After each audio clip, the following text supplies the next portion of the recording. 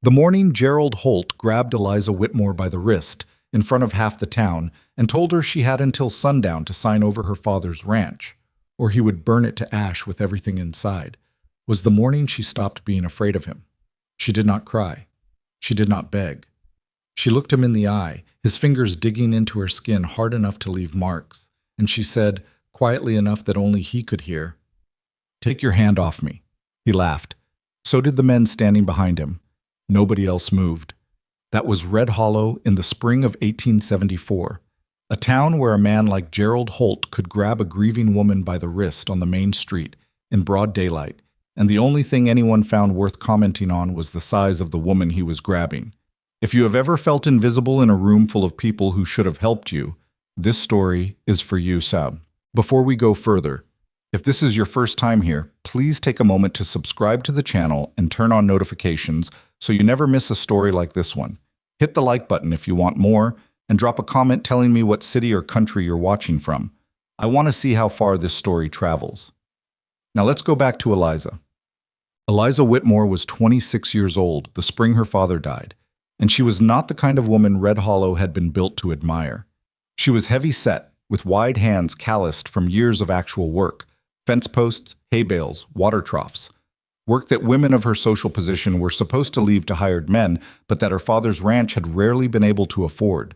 She had her mother's dark eyes and her father's square jaw, and she carried herself the way a person carries themselves when they have learned not to expect much from rooms they walk into. Not with shame. Not quite. Something more defended than that. Her father, James Whitmore, had died 11 days before Gerald Holt showed up on Main Street with his riders. 11 days was not long enough to understand what she had lost, let alone to plan for what came next. James Whitmore had not been a great man by Red Hollow's standards. He hadn't owned the most land, hadn't won any cattle wars, hadn't built anything people would point to decades later as a monument to vision or ambition. What he had done was work the same 240 acres for 31 years without quitting, which in Eliza's view counted for more than monuments. He had raised her alone after her mother's death. He had taught her to read the sky for weather, to read a contract for the place where men hide the thing they don't want you to find, and to read a person's intentions in the gap between what they said and what their hands did while they were saying it. He had also, in his final months, borrowed against the land. Eliza found the loan documents 3 days after the funeral, tucked into an old coffee tin behind the loose board in his bedroom where he kept things he didn't want discussed. The lender was Gerald Holt. The terms were written in the kind of language that looks plain until you follow it all the way to the end. And at the end, what it said was that James Whitmore had borrowed $400 against the deed to his property, and that if the loan was not repaid within 60 days of his death, the land transferred automatically to Gerald Holt's holding company, a paper organization called Holt Land and Cattle that had no cattle and existed purely to collect titles. $400. Eliza sat on her father's bed with the documents in her hands for a long time. She did the arithmetic 3 different ways because she kept hoping she was reading it wrong. She was not. She had $43 in the house. The ranch had a small herd, some equipment, a hay surplus she hadn't yet sold. If she sold everything, she might get close to $300, maybe $320 if prices held. She was $80 short with 57 days to find it. She told herself she would figure it out. That was the thing her father had taught her about problems. You do not figure them out by staring at them. You figure them out by moving. She started moving. The first person she approached was Aldous Creek, who ran the dry goods store and had known her father for 20 years. She explained the situation plainly. She asked if he had any credit he could extend or any work she could do to earn wages against the debt. He told her he was sorry about her father. He told her business was tight. He did not look at her when he said it. She tried the feed store. She tried the livery. She tried a woman named Margaret Burrell, who was known for lending small sums at fair interest when the bank wouldn't deal. Margaret listened, nodded, and then told Eliza the loan amount was beyond what she could manage, which was not entirely true, but which Eliza understood meant something else entirely. It meant that Gerald Holt had already spoken to people, had already, in the quiet way that powerful men in small towns are capable of, moved the walls in before Eliza even knew she was trying to walk through them. It was Deputy Harlan Pruitt who confirmed it, without meaning to. He stopped her outside the post office on her 4th day of trying, hat in hand, the apologetic posture of a man who was not a bad person, but who worked for a system that was. He told her he'd heard she was asking around for credit. He said she ought to know that Gerald Holt had spoken with the mayor, with 3 of the town council members, and with the bank's regional director, all within the same week her father was buried. He said he wasn't sure what exactly had been said, but that the word around the courthouse was that James Whitmore's debt situation was complicated, and that the land would likely revert appropriately. Eliza thanked Harlan Pruitt. She kept her voice level. She walked home, shut the door behind her, and stood in her father's kitchen for 5 minutes without moving. Then she put water on for coffee, sat down at the table, and started thinking clearly for the first time since the funeral. Gerald Holt was 51 years old. He owned the grain mill, the largest cattle operation in the county, and 3 blocks of commercial property along Red Hollow's main street. He had been widowed 7 years prior and had 2 adult sons who had left for Denver and hadn't come back, a fact that people mentioned in low voices as evidence of some private failure nobody felt comfortable naming directly. He was not a man who needed her father's 240 acres. He wanted them because they sat along the eastern boundary of his largest grazing section, and because owning them would give him uncontested water access to the creek that currently ran through both properties. It was not about the money. It was never about the money. It was about the water, which on the frontier was always about survival and always about power, and Gerald Holt wanted both. What he did not want, or had not bothered to anticipate, was a woman who understood that. The morning he showed up on Main Street was the morning she had just come from the land registry office, where she'd spent an hour with a clerk named Simeon, who was quietly terrified of Gerald Holt, but who owed James Whitmore a personal kindness from years ago, a favor James had never called in, which meant Eliza could. She had asked Simeon to pull every recorded deed transfer involving Holt land and cattle for the past 10 years. He had, nervously, complied. What she found was not a crime. Not exactly. But it was a pattern, and patterns in frontier land dealings often told a story that individual documents were designed to obscure. 4 properties in 10 years. Each acquired under similar circumstances: a death, an illness, a bad season, a loan with language that looked reasonable until it wasn't. Each transfer completed within the window that prevented a legal challenge. Simeon had pale hands, and he kept looking at the door, but he pulled every document she asked for, and he let her take notes. She was still processing what the notes meant when Gerald Holt stepped off the boardwalk in front of the dry goods store, directly into her path, with 2 of his riders flanking him in the relaxed posture of a man who had never once expected a door to be locked. "Miss Whitmore," he said, and his voice was the voice of a man who has decided how a conversation ends before it begins. "I was hoping to run into you. Save us both some time." She stopped. She did not step back. "I want to talk to you about your father's land," he said. "I know what you want," she said. Something shifted in his expression. Not respect. More like the recalibration a person makes when a thing behaves differently than expected. He had been prepared for tears, for helplessness, for the particular vulnerability of a grieving woman who had no idea where to turn. He was not prepared for directness. "Then you know you're in a difficult spot," he said. "I know you made the spot," she said. His jaw tightened. Behind him, one of the riders, a young man with a thin mustache and a leather vest, made a sound that was not quite a laugh. Holt did not look at him. He kept his eyes on Eliza, and the warmth that had been in them by habit drained out. "I'm offering you fair terms," he said. "I'll buy out the note, pay you an additional $50 for your trouble, and you can be done with this whole mess. Your father left you a bad situation, Eliza. I'm offering you a clean way out." "My father left me land," she said. "The bad situation is the one you engineered." That was when he grabbed her wrist. It happened fast, the way ugly things often do. Not with build-up or warning, just a sudden movement, and then his hand around her wrist, tight enough that she felt her pulse push against his grip. He pulled her half a step closer. His riders didn't move. The few townspeople nearby went still with the particular stillness of people deciding whether this was the kind of thing they were going to involve themselves in. They decided it wasn't. "You're going to sign," he said, low and flat. "Today, or by the end of the week, you are going to sign, and you are going to be grateful I gave you the choice. Because I can make this very difficult for you. You understand that?" It was not a question. Eliza looked at his hand on her wrist. She looked at the street around them. She looked at Aldous Creek standing in his doorway and Harlan Pruitt visible at the corner, both of them watching, neither of them moving. She understood, in that moment, with a clarity that was almost cold, that no one was coming to help her. She had already known that, but knowing a thing and feeling it are different, and she let herself feel it, briefly and completely, so she would not have to feel it again. Then she said, "Take your hand off me." Holt stared. "People are watching," she said, "and I have very good memory."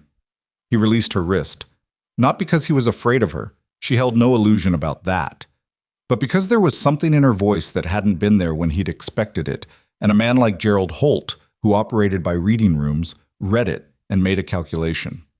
He smiled, the practiced smile of a man who knows how to lose a moment without losing the larger game. "You've got until sundown Friday," he said, and walked away. Eliza stood on the street. She did not watch him leave.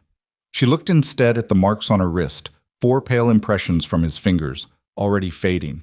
She thought about her father's kitchen table, about the loan documents in the coffee tin, about Simeon's pale hands pulling deed records, about the creek that ran through the eastern fence line and what it meant to the man who wanted to own everything on both sides of it. She thought about what she had and what she needed. What she had, $43, a herd worth maybe $280 if the market held, a hay surplus, notes from a registry clerk, and 11 days of accumulated anger at a system that had never once considered her worth consulting. What she needed, money she couldn't get, time she didn't have, and an ally in a town that had already decided to stay out of it. She began walking, not home, not the direction she had come from. She walked toward the edge of town, toward the road that led north out of Red Hollow, toward the long fenced property that sat on 3,000 acres of prime grazing land and that everyone in the county knew by name the way they knew landmarks. Not because they admired it particularly, but because it was simply there and had always been there, defining the territory, visible on the horizon from almost any elevated point for 20 miles. Caldwell Ranch. She had never been there. She had no appointment. She had no introduction and no real reason to believe the man who lived there would give her more than 5 minutes, if that. Nathan Caldwell was not known for charity or patience or warm feelings toward strangers who arrived unannounced.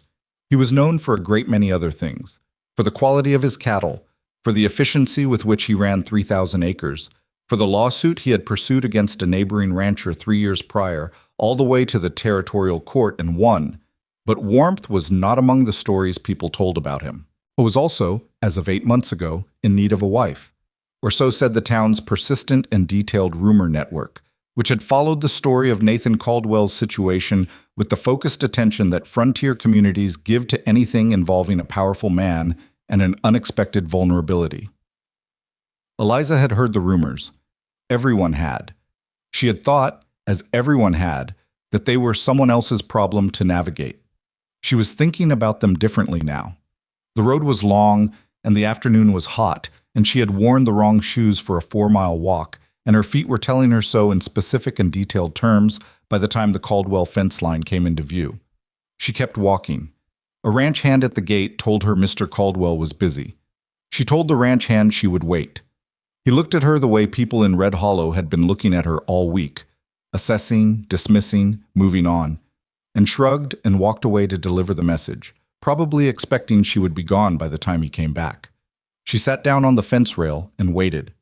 She was still sitting there 40 minutes later when Nathan Caldwell came out to see what the woman at his gate wanted. He was taller than she'd expected, which surprised her, since she didn't know what she'd expected.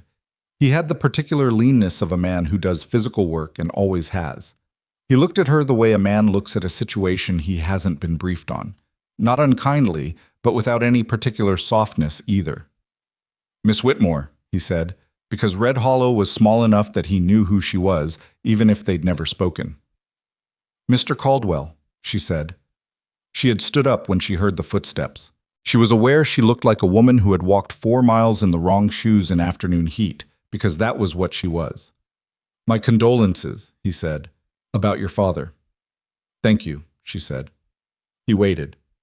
She had decided on the road that she was not going to ease into this, or apologize for the conversation, or perform the kind of careful social maneuvering that women were expected to use when asking for something. She was too tired for it, and too short on time. "I need to talk to you about Gerald Holt," she said. Something shifted in his face. A careful closing, like a shutter pulled across a window. "That's not a conversation I usually have with strangers at my gate," he said. "I know," she said.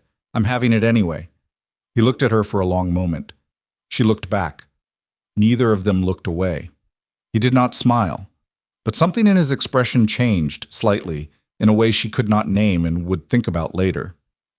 "Come inside," he said. "You look like you could use some water." It was not a welcome, it was barely an accommodation. But it was a door, and Eliza Whitmore had spent enough time on the wrong side of closed doors to know what to do when one opened. She walked through. Nathan Caldwell's kitchen was not what Eliza had expected, which made her realize she had been building a picture of him from rumors the way people build pictures of anyone they've never met, assembled from second-hand impressions that say more about the people who gave them than the person they describe. She had expected something austere, cold in the way a powerful man's space is sometimes cold, ordered, deliberate, designed to remind visitors of the distance between themselves and the man who owned it. What she found instead was a working kitchen with a scarred wooden table, a cast-iron stove that had clearly been used hard for many years, a window above the wash basin that looked out on the stable yard, and a half-finished cup of coffee sitting on the counter as though he had walked away from it mid-thought and hadn't gotten back to it yet. There were papers on one end of the table, a map, partially rolled, a ledger open to a page of figures that she did not look at, because looking at another man's ledger uninvited was the kind of thing you did not do. He poured her water from a clay pitcher. He did not offer food, which she noted without offense. She was not his guest in any normal sense of the word. She was an unannounced woman who had shown up at his fence with something she wanted from him, and they both knew it, and pretending otherwise would have wasted time neither of them had. She drank the water. It was cold and tasted faintly of minerals, the way good well water does. She set the cup down and did not wait for him to open the conversation. "Gerald Holt has a loan on my father's land," she said. "Terms that give him the deed if I can't repay within 60 days of my father's death. I have 57 days left and I'm $80 short of what I need. He's already spoken to the bank, the mayor, and 3 council members. Nobody in town will extend me credit." Nathan was standing with his back to the counter, arms loose at his sides. He listened. He did not interrupt, which she appreciated, and he did not perform sympathy, which she appreciated more. "I've been to the registry," she said. "Holt's done this 4 times in 10 years. Different properties, same structure. A loan, a death, or hardship, a transfer. The creek on my eastern line is what he wants. With my land, he gets uncontested water rights on both sides." "I know about the creek," Nathan said. "Then you know what it means to you," she said. He looked at her carefully. "Say what you're saying." "If Holt gets my eastern line, his water access runs unbroken from his northern pasture all the way south. Your grazing section on the western slope depends on the same watershed. Right now, the creek feeds both our properties. If he controls both banks of the upper channel, he controls the flow." It was quiet in the kitchen.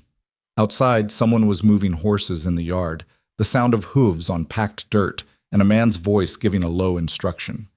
"You've thought about this," Nathan said. "I've had 11 days with very little else to do," she said. He moved to the table and stood over the map for a moment without touching it. She watched him. He had a way of being still that was not passive. It was the stillness of a person processing information rather than waiting for it. "What are you asking for?" he said. It was not exactly a question. "I've heard you need a wife," she said. "I'm told it has to do with the territorial inheritance statute, your father's will." The change in his expression was small but distinct. Not anger, something more guarded than that. "People talk," he said flatly. "They do," she said. "I'm not here to comment on it. I'm here because I think we have a problem that could be solved by 2 people who both need something they can't get alone." "You're proposing marriage," he said. "I'm proposing an arrangement," she said, "a legal one. You get what the statute requires. I get my debt cleared and my land protected from Gerald Holt. We both get something we need without pretending it's anything other than what it is." Nathan looked at her for a long time. She did not look away. She was aware of all the things he was probably seeing. A woman who had walked 4 miles in the heat, who was 20 pounds heavier than Red Hollow's idea of a suitable match for a man of his standing, who had shown up at his gate unannounced and was now sitting at his table proposing a marriage contract with the directness of a land negotiation. She was aware that most men in his position would have found several polite ways to end this conversation in the next 30 seconds. He pulled out the chair across from her and sat down. "Tell me about the registry documents," he said. She told him. All of it. The 4 properties, the pattern, the specific language in the loan contracts that created the automatic transfer clause, the way the timeline was structured to prevent a legal challenge. She had a good memory, and she had spent 2 days with those records, so she gave him detail. He listened with the focused attention of a man who takes information seriously, asking 2 questions, both specific, both about the legal structure rather than the emotional circumstances. When she finished, he sat back. "The statute you mentioned," she said. "What exactly does it require?" He was quiet for a moment, then, "My father's will specifies that management of the estate passes to me fully and without board oversight only if I am married by the time I turn 40. That's 8 months from now. If I'm not, a board of 3 trustees, 2 of whom are Gerald Holt's personal associates, assumes co-management authority over every significant decision on this ranch." She absorbed that. "So it's not just about the inheritance. It's about control," he said. "Holt's been positioning for 2 years. He gets his trustees on my board. He can tie up every sale, every expansion, every water agreement I try to make. He doesn't need to own my land. He just needs to manage it badly enough that it stops being a problem for him." "Because you're the only operation in the county big enough to block him," she said. "That's correct." She thought about the creek, about the way power works in small places, not through direct seizure but through patient accumulation, door by door, wall by wall, until the person being enclosed doesn't realize it, until the last exit is gone. "We have the same enemy," she said. "We have a common problem," he said, not agreeing exactly, being precise. "Is there a difference?" He almost smiled. Almost. "There is if you want to think clearly about what we're agreeing to." She nodded. She could accept that. They talked for another hour. It was not a warm conversation, and it was not an easy one. Nathan Caldwell had a habit of silence that she had to learn not to fill. He used it the way some people use it, as a pressure, a space in which the other person either reveals themselves or holds their ground. She held her ground.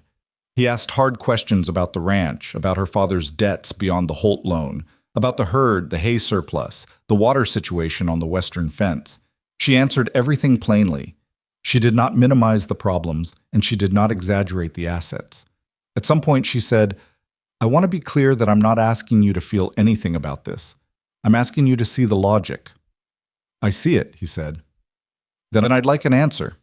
He stood up, went to the window, stood there for a moment looking out at the stable yard. She watched his back and understood that this was not performance. He was genuinely working something out. She let him. "I'll pay off the Holt note," he said finally, without turning. "Your land stays in your name with a joint management agreement. You run the Whitmore operation. My people help with the heavy work during the first season while you stabilize. What was in your father's property, the herd, the equipment, stays yours." "And the arrangement," she said carefully. He turned then. "Legal. On paper. You'd live at the ranch. You'd be introduced as my wife in town, which means you'd deal with everything that comes with that." He paused. "I want you to understand what that means before you agree to it. People here have opinions. They'll have more when they see us together." "I know what people in Red Hollow think of me," she said. "This will be worse," he said. It was not unkind. It was honest. "Will you be one of them?" she said. He looked at her, and she watched him understand that the question was not rhetorical. "No," he said. "Then the rest I can manage," she said. They were married 4 days later by a territorial judge who came through Red Hollow every 3rd Thursday on circuit. There was no ceremony and no celebration. Eliza signed her name in the judge's ledger, and Nathan signed his, and the judge noted the names and the date and turned to his next piece of business. Harlan Pruitt witnessed it because he was there at the courthouse anyway, and Eliza had asked him to, which put him in the uncomfortable position of being the first person in Red Hollow who knew, a position he handled by not speaking of it to anyone for almost 36 hours, which in Red Hollow terms was practically a vow of silence. By the following Monday, the note on her father's land had been retired in full at the registry office. The transaction recorded in Gerald Holt's name as paid. and Eliza had moved her 3 boxes and her father's coffee tin to a room on the second floor of the Caldwell ranch house that had, until recently, been used for storage. She stood in that room on her first evening and looked at the bed, the window, the bare wooden floor, and she let herself feel the full weight of what she had done. Not with regret, exactly. Something more complicated. The particular feeling of having made the right decision through a door you cannot open again, standing on the other side of it with no map for what comes next. She had negotiated well. She knew that. Her land was protected, Holt had lost his mechanism, and she had bought herself time she hadn't had a week ago. What she had not negotiated was anything beyond the legal framework. And the legal framework did not cover the fact that she now lived in a house with a man she did not know, in a county full of people who would have opinions about her presence there, in a situation that required her to function as the wife of Nathan Caldwell without any clarity about what Nathan Caldwell actually expected that to mean in the daily hours of a working life. She found out the next morning. He knocked on her door at 5:15. She was already awake. She had slept lightly, which was normal for her in unfamiliar beds, and would probably remain so for some time.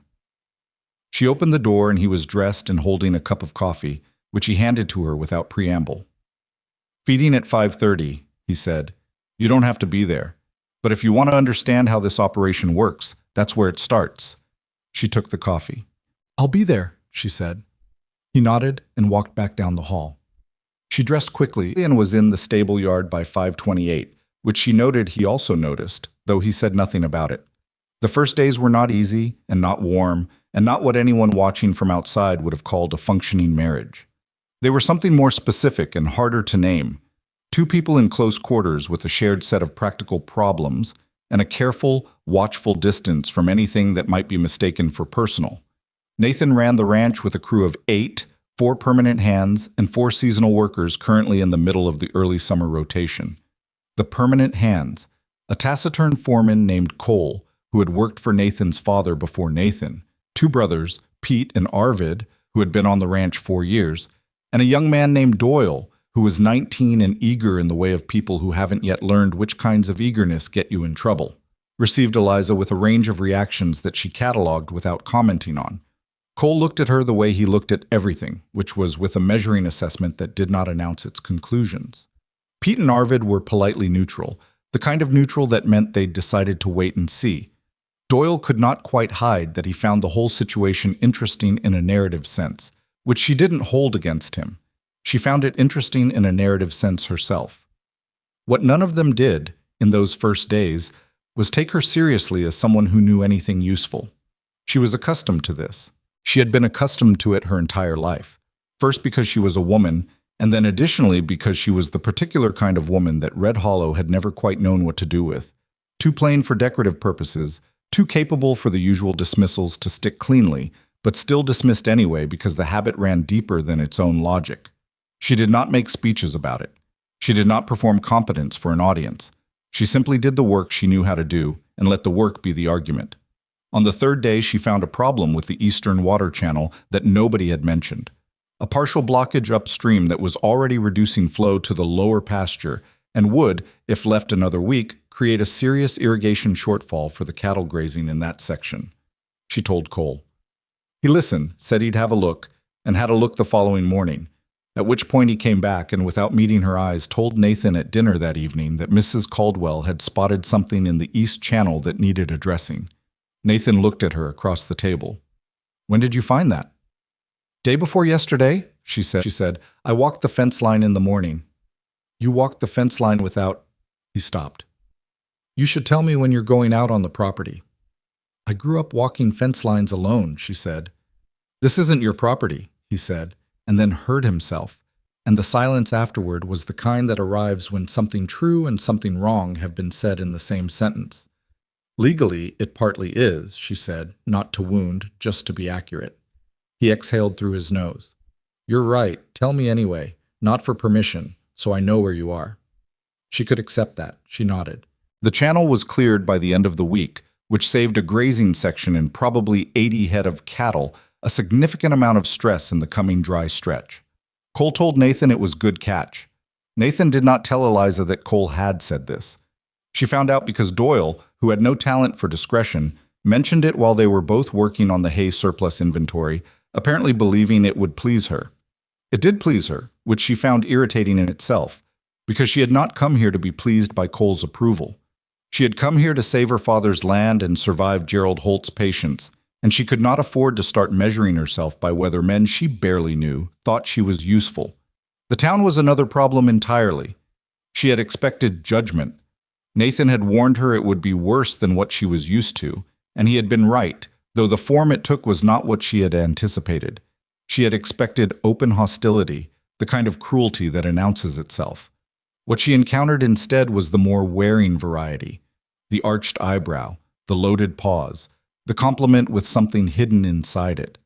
Dorothy Holt, Gerald's eldest sister-in-law, ran the Women's Aid Society and had a manner of speaking that wrapped everything in such elaborate courtesy that it took a moment to locate the knife.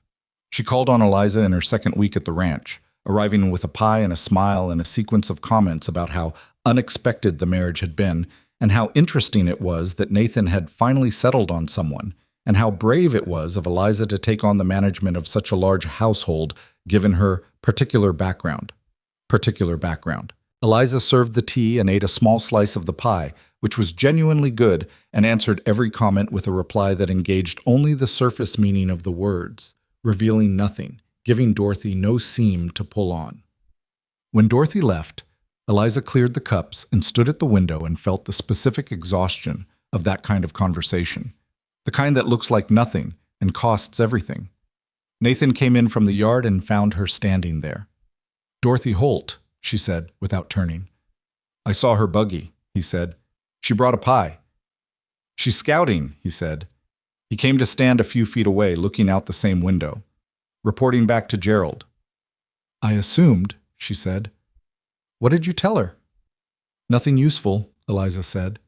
He was quiet for a moment. "You don't look fine." "I am fine," she said. "I didn't say you weren't," he said. "I said you don't look it." She turned to look at him. He was watching her with an expression she didn't have a category for yet.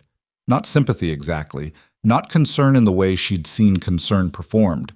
Something more direct than that. He was simply looking at her and not pretending he couldn't see what he saw. "I'm tired," she said. It was the most honest thing she'd said since she arrived. "That's allowed," he said. It was such a small thing to say. It landed differently than she expected. She turned back to the window.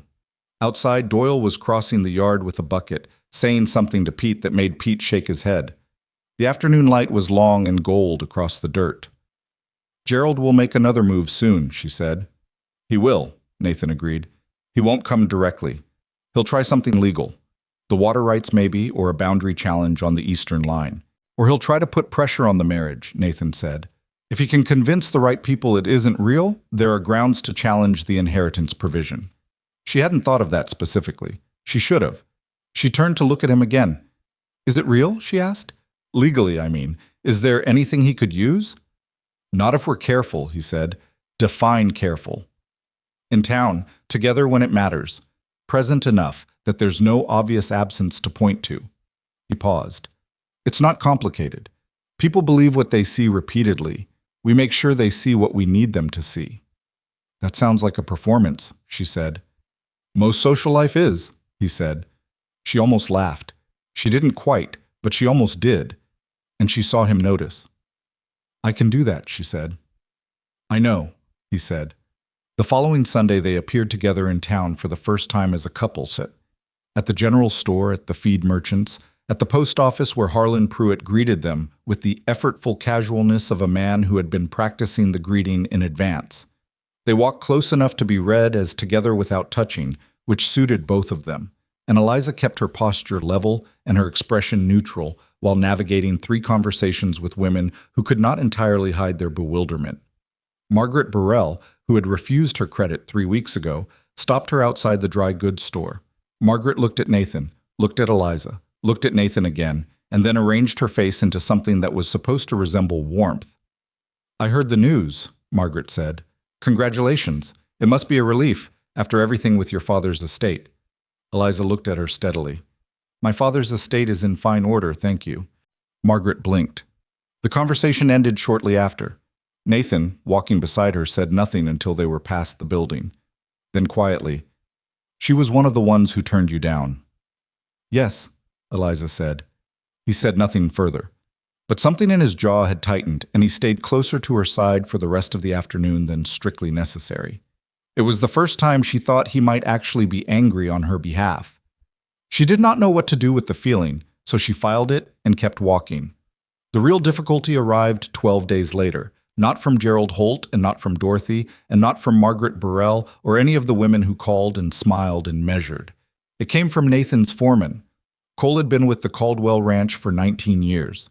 He had worked under Nathan's father and then under Nathan, and he had opinions about how the ranch ran that were built into his bones at this point. Not from arrogance, but from the specific authority of a man who has done a thing long enough that he cannot fully separate himself from it. He was not cruel to Eliza. He was not hostile. He was something more professionally damaging than either. He was politely, consistently dismissive in the way that looks like nothing when you try to describe it and accumulates like water damage. He did not relay her observations, or rather he relayed some of them and quietly filtered others. She understood this not because she caught him doing it, but because she noticed over time which of her suggestions made it to Nathan's ear and which did not, and the ones that did not were consistently the ones that touched on the ranch's larger operations. The ones that would have signaled to Nathan that she understood the place as a whole rather than just as a collection of individual tasks. She thought carefully about how to handle this. She did not go to Nathan first. She did not make it a complaint. Instead, she started going directly to Nathan with observations when Cole was present. In the yard, at the dinner table when Cole ate with them, during the morning briefings that happened most days by the stable. Not to embarrass Cole, but to make the routing unnecessary. If she spoke to Nathan directly, nothing was filtered. Cole noticed. He did not like it.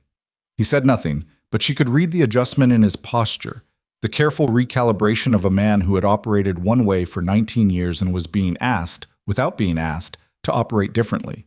Nathan noticed too. He said nothing to her about it, and nothing to Cole, at least not that she witnessed. But one evening after dinner, when she was clearing the table and Cole had gone back to the bunkhouse, Nathan said from where he was sitting, "Cole doesn't know what to make of you yet." "I know," she said. "He'll figure it out," Nathan said. "I know that too," she said. He watched her stack the dishes. "You're not bothered by it." "I'm bothered by it," she said. "I'm choosing not to be stopped by it. Those are different things." He was quiet for a moment, then, "Yes, they are." She carried the dishes to the basin and began washing them, and neither of them said anything else, and it was the most comfortable silence she had experienced since she arrived.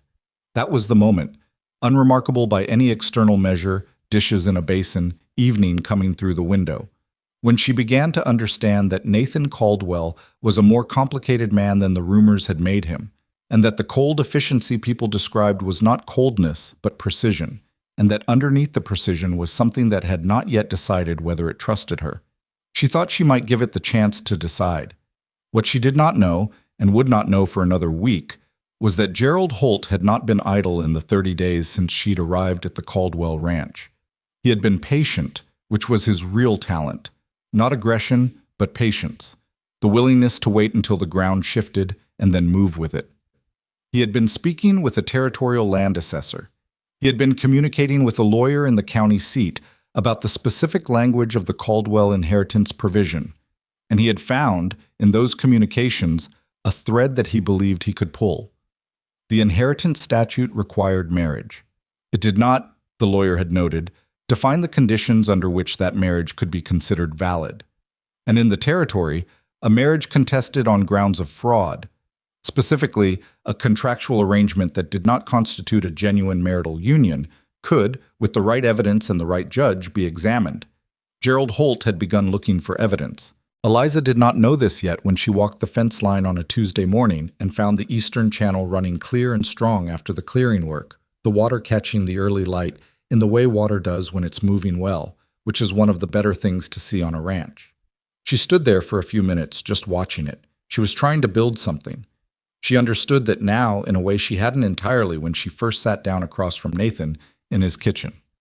It wasn't just about survival. Survival she had been doing all her life in small ways, putting her head down and working and not expecting the room to change around her. This was something else. She was trying to build something that could hold against Holt, against the town's slow judgment, against all the accumulated weight of people who had looked at her and seen only what she was not. She was not certain she would succeed. She was not the kind of person who needed certainty before she started. She turned from the creek and walked back toward the ranch house, and the morning was already warming, and there was work to do, and she went to do it. The letter arrived on a Wednesday. It came addressed to Nathan Caldwell, care of the Red Hollow Postal Office, from a law firm in the county seat, a firm called Barstow and Crane that Eliza had not heard of before, but which Harlan Pruitt, when she asked him quietly 2 days later, confirmed had handled 3 of Gerald Holt's previous property acquisitions. The letter was written in careful legal language, the kind that takes 2 readings to fully parse, and what it said, beneath the courteous phrasing, was this.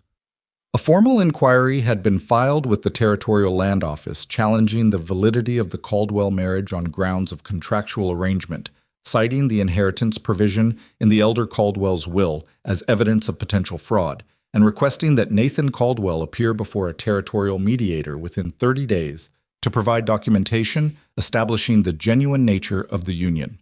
Nathan read it at the kitchen table on a Wednesday morning. Eliza was standing at the stove, and she watched him read it, and she watched his face not change, which told her more than a visible reaction would have. He set the letter on the table and pushed it toward her without speaking. She dried her hands and read it standing up. When she finished, she set it back down, and they both looked at it for a moment. "He moved faster than I expected," she said. "He's had someone watching," Nathan said, "probably since the week you arrived." "What does watching tell him?" "That we don't share a room," Nathan said. It was plain and without embarrassment. "That might be enough, depending on who he's talking to and what they're willing to say." Eliza pulled out the chair across from him and sat down. "What does the inheritance provision actually say, word for word?" He got up, went to the office adjacent to the kitchen, a small room with a lockbox and a shelf of ledgers, and came back with a document that was older than the others, the paper slightly yellowed at the edges. He put it in front of her and pointed to the relevant section. She read it carefully. Then she read it again. "It says married," she said. "It doesn't say anything about the conditions of the marriage." "That's what our lawyer will say," Nathan said. "And Holt's lawyer will argue that a marriage entered into solely for contractual benefit constitutes fraud under territorial civil statute." "Does it?" "There's precedent on both sides," he said, "which means it comes down to the mediator." "Who is the mediator?" "I'm finding out today," he said. She pushed the letter back across the table. Her mind was already sorting through it, not with panic, which she couldn't afford, but with the particular cold clarity that she had learned over the years to locate in herself when she needed it. The panic was there underneath. She left it underneath. "He doesn't need to win outright," she said. He just needs to tie this up long enough that your board trustees activate. If the inheritance provision is under challenge, does the estate management default to the trustees in the interim?" Nathan looked at her. Something in his expression shifted. Not surprise exactly, but a recalibration. "Yes," he said. "A formal challenge automatically triggers a 60-day review period during which operational decisions over a certain dollar threshold require trustee approval." "What's the threshold?" $200. She absorbed that. $200 was not a high bar on a 3,000-acre cattle operation. At that threshold, buying replacement equipment, making seasonal labor decisions, negotiating feed contracts, all of it would require sign-off from trustees who were Gerald Holt's personal associates. It would not shut the ranch down. It would make it nearly impossible to run efficiently, and efficiency on a working ranch was not a luxury. It was the difference between a good season and a broken one. "He doesn't need the land," she said. "He never did. He needs to slow you down long enough that you lose ground." "And once I've lost enough ground," Nathan said, "he makes an offer that looks reasonable by comparison." They sat with that for a moment. "We have 30 days before the mediation," she said. "What do we need?" "Evidence that this is a real marriage," he said, "which is a harder thing to prove than it sounds." She thought about Dorothy Holt's visit, about Margaret Burrell outside the dry goods store, about every conversation in the past month that had looked at her and made a judgment and moved on. None of those conversations had produced anything that would help them now. What they needed was something more substantial, not performance, because performance could be dismantled under questioning, but genuine integration. the kind of life that left marks in the ordinary record of a community. Joint accounts, she said, at the bank. Already existed when you arrived. Holt will say that's procedural. A property improvement recorded in both names. Possible, he said. Takes time. People who've seen us working together, not socially, working. Cole, Pete, and Arvid, Doyle. Nathan leaned back in his chair. Witnesses from our own household will be discounted as biased. Not if they can speak to specific incidents that a staged marriage wouldn't produce, she said. The water channel, the hay inventory, the grazing rotation I suggested for the south pasture last week. He was listening carefully now, the way he listened when something was worth listening to. There's also Simeon at the registry, she said, and the feed merchant, and the post office. We've been in town together 4 times. That's a record. It's thin, Nathan said. I know, she said, but it's what we have, and we add to it. She paused. There's something else, his pattern, the 4 properties. He looked at her. I have the notes from Simeon, the deed transfers, the loan structures, the timing. If I can show a mediator that this marriage challenge is part of the same pattern he's used 4 times, not a legitimate legal concern, but a strategic tool he deploys when direct acquisition fails, that changes the context. Nathan was quiet for a long moment. That's a different kind of argument, he said. It's a true one, she said. True doesn't always win. Neither does false, she said, but one of them is worth making. He looked at her across the table. The morning light was coming through the window over the wash basin, the same light she had stood in on her first morning here, watching Doyle cross the yard. It felt like a long time ago. All right, he said, we have 30 days. 29, she said. He almost smiled. He was doing that more often, almost smiling, the expression arriving and then stopping just short, as if it needed to clear some internal threshold she couldn't see. She had stopped finding it cold. She had started finding it honest. The next 19 days were the hardest working stretch of Eliza's life, and she had worked hard her entire life, so that was not a small statement. She was managing 2 things simultaneously, the ordinary labor of the ranch, which did not pause because they had a legal problem, and the construction of a case that would need to hold up under a mediator's questioning. She did both without dividing them cleanly, because dividing them cleanly was not possible. The work of the ranch was itself part of the evidence. Every morning briefing she attended, every fence line decision she weighed in on, every record she kept in the joint ledger was both practical and documentary. She started writing dates on things. Nothing elaborate, just the habit of recording when decisions were made and who made them, which she had always done on her father's property, and which on the Caldwell ranch quickly became standard practice without anyone announcing that it had. Cole noticed. He said nothing, but she saw him begin doing the same, adding dates to the supply records he kept, noting who had been present at decisions that used to go unrecorded. She did not thank him because it would have embarrassed them both. The mediator's name, when Nathan found it out, was Josiah Carmichael. He was based in the county seat and had a reputation as a methodical man who was neither Holt's ally nor his enemy, but who had, over 15 years, decided 3 cases in ways that favored established money over smaller claims. He was not corrupt. He was something more difficult to navigate than corrupt.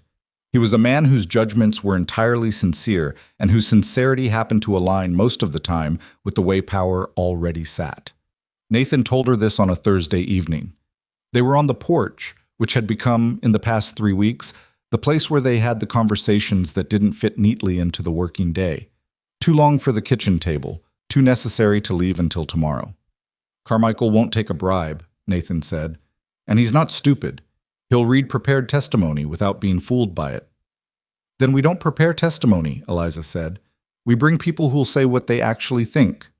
What they actually think might not be flattering. Cole thinks I found a water problem before his crew did, and that I was right about the south pasture rotation, she said.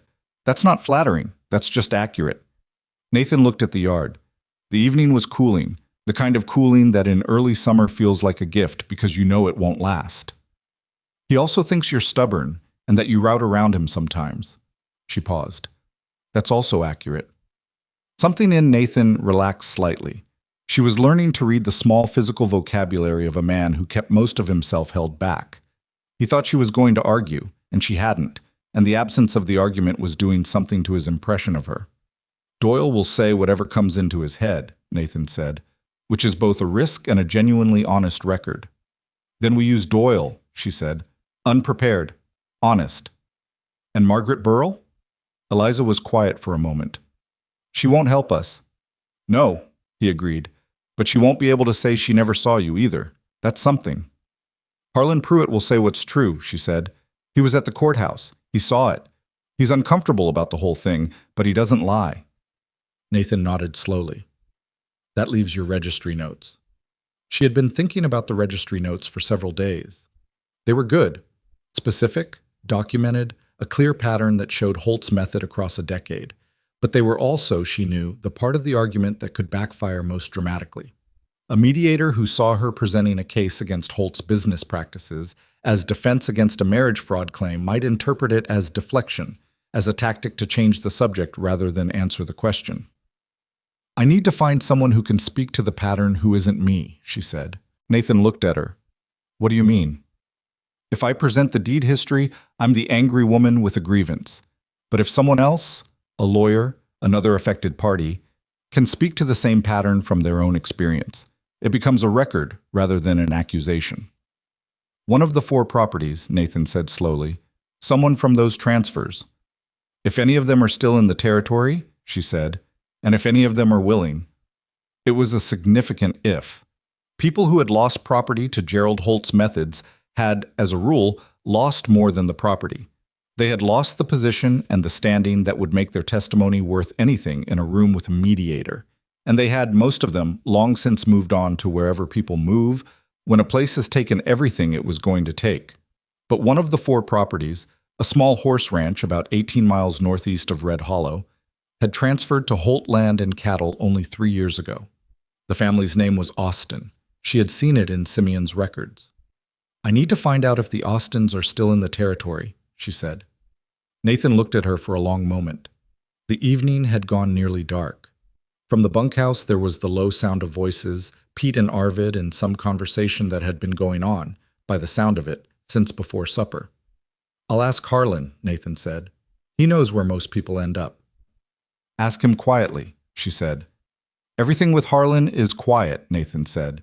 He's been keeping other people's information to himself since before you were born. She almost laughed again. She had been almost laughing more frequently, which she noticed without examining it too carefully. The Austins were found. Ruth Austin was living with her daughter's family in a small settlement 14 miles north of Red Hollow. Her husband had died the year after they lost the ranch, which she said without particular drama, when Eliza went to see her, simply put it down as a fact, the way people state facts that hurt too much to dress up. She was a woman in her late 50s with gray hair pulled back severely and hands that looked like Eliza's hands, work hands, real hands. And she listened to what Eliza was asking with the careful attention of someone who has learned not to move quickly toward things that sound like hope.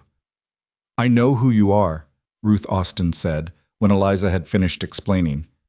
I know who Holt is too, Ruth said, better than you do, probably. Will you speak to a mediator about what happened to your property? Eliza said. Ruth was quiet for a long time. They were sitting in her daughter's kitchen, which was smaller than the Caldwell kitchen and warmer, the kind of warm that comes from too many people living in too little space and making it work anyway. A child could be heard in the adjacent room, playing some game that involved periodic thumping. What does it get me? Ruth said finally. It doesn't get you your ranch back, Eliza said. She had decided on the road not to promise things she couldn't deliver. But it establishes a record. A mediator's record is public. It can be referenced in future proceedings. You're telling me it helps the next person he does this to, Ruth said. I'm telling you it might, Eliza said. I can't promise more than that. Ruth looked at her hands. My husband spent 2 years after we lost that ranch trying to find someone who would listen. 2 years. He wrote letters. He went to the county seat. He talked to every lawyer who would give him 20 minutes. She paused. Nobody listened. I know, Eliza said. You know because you read records, Ruth said. Not accusatory, just precise. Yes, Eliza said. And you need me because you need a face on those records. Ruth looked at her steadily. Somebody real who a mediator has to look at. Yes, Eliza said again. Ruth was quiet for another long moment. The thumping from the other room stopped and then started again. Outside, a horse shifted in the small paddock and then settled. "All right," Ruth Austin said. Eliza rode back to the ranch with the afternoon dropping behind her and the distinct feeling of having been given something she had not fully deserved. Not because she had misled Ruth, but because Ruth had looked at her clearly, seen all of it, including the parts that were self-interested, and said yes anyway. That kind of generosity was not nothing. It sat with her the whole road home. Nathan was in the yard when she got back. He took one look at her face and said, "She agreed." "She agreed," Eliza said. He took her horse's bridle to lead it to water, which he had never done before. That was Doyle's task, or Pete's. And she stood in the yard for a moment and watched him do it and did not say anything about it. 10 days before the mediation, Gerald Holt made his move. Not the mediation itself, something else, something designed to preempt the testimony, something Eliza had not anticipated because it came from a direction she hadn't been watching. Cole came to find her on a Monday morning. He found her in the stable, which was where she often was in the early hours, checking on a mare that had been showing some lameness in the left foreleg. He came in without his usual measured gait, and she turned when she heard the change in his footstep, because she had learned to read the way Cole moved. "Something's happened," she said. "You need to come to the house," he said. "Nathan's there. He got a visitor this morning." She followed Cole across the yard.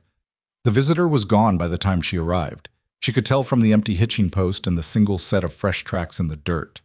Nathan was standing in the kitchen with a piece of paper in his hand and the expression he wore when something had surprised him, which was an expression she had seen only twice before and which looked on him almost like a physical injury.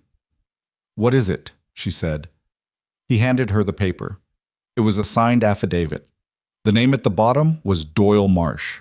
Their Doyle, 19-year-old Doyle, who couldn't keep a secret and who had apparently been approached by one of Holt's men 3 days ago and told that he'd be paid for a written statement about the Caldwell household. The statement said that to Doyle's knowledge, Mr. and Mrs. Caldwell did not share a bedroom, rarely spoke socially, and that Mrs. Caldwell had been heard on one occasion saying to Mr. Cole that this wasn't what she'd signed up for. Eliza read it twice. She set it on the table. "Did Doyle take the money?" she said. "The man who brought this said Doyle signed it willingly," Nathan said. "I haven't spoken to Doyle yet." "Where is he?" "I told him to stay in the bunkhouse until I called for him."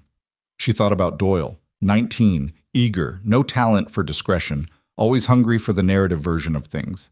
She thought about a man appearing with cash and a story and the particular appeal that must have had for someone who was still at the age when he believed being interesting was the same as being important. "Did I say that?" she asked Nathan. "About not signing up for this?" He looked at her. "Did you?" She thought back. 3 weeks ago, maybe. The South Pasture conversation with Cole, after he'd pushed back on a grazing suggestion that she turned out to be right about. She had said something, not those exact words, but something proximate. Something that in context meant the pushback, not the marriage. That had been taken out of context. Or Doyle had remembered it out of context. Or someone had helped him remember it that way. "Something like it," she said, "not what it's being made to mean." Nathan looked at the affidavit. His jaw was tight. "Holt files this with the mediator. It gives Carmichael a specific incident to question us on. And if Doyle stands behind it under questioning, it's our word against his," she said. "He's 19, Nathan said. "It was not an excuse. It was an accounting." "I know," she said. "If I let him go?" "Don't," she said. Nathan looked at her. "If you fire him now, 2 days after this affidavit appears, Holt's lawyer will use it," she said. "The vengeful employer dismissing a witness. Don't." She paused. "Let me talk to him." "You want to talk to Doyle?" "I want to talk to Doyle," she said. Nathan was quiet for a moment, then he stepped aside. She found Doyle in the bunkhouse sitting on his cot with the posture of a man who had been sitting very still for a while and was extremely aware of every choice that had led him to this moment. He was pale under his summer tan. He looked up when she came in and then immediately looked at the floor. She sat down on the cot across from him. "Look at me," she said. He looked at her. "Tell me what happened," she said. "Not the story you've been telling yourself, what actually happened." He told her. A man he didn't know had come to the feed merchant where Doyle sometimes ran errands on Thursdays. He'd said he was doing a property assessment for someone with a legal interest in the Caldwell estate and needed a character statement from household staff. He said it was routine, it was legal, there was no reason to mention it to anyone, and he'd offered $10, which to Doyle was nearly 2 weeks of wages. "Did you know what it was for?" she said. "Not exactly," he said. "I thought it was just a statement." "You know what a statement submitted to a mediator is for," she said. He looked at the floor again. "I didn't think about it that much," he said. It was the most honest thing he could have said. She stayed quiet for a moment. Doyle was fidgeting with the cuff of his sleeve, pulling at a loose thread. "That thing you wrote, I said," she said. "Do you remember when I said it?" "You said it to Cole," he said, "about 3 weeks back." "Do you remember what we were talking about?" A pause. "The South Pasture," he said slowly. "He was saying you were wrong about the rotation." "And I was wrong about signing up for that particular argument," she said. "Not wrong about the rotation, as it turned out." Doyle pulled at the loose thread, and it came away in his fingers. He looked at it. "Yeah," he said. "I know. That statement gets filed with a mediator.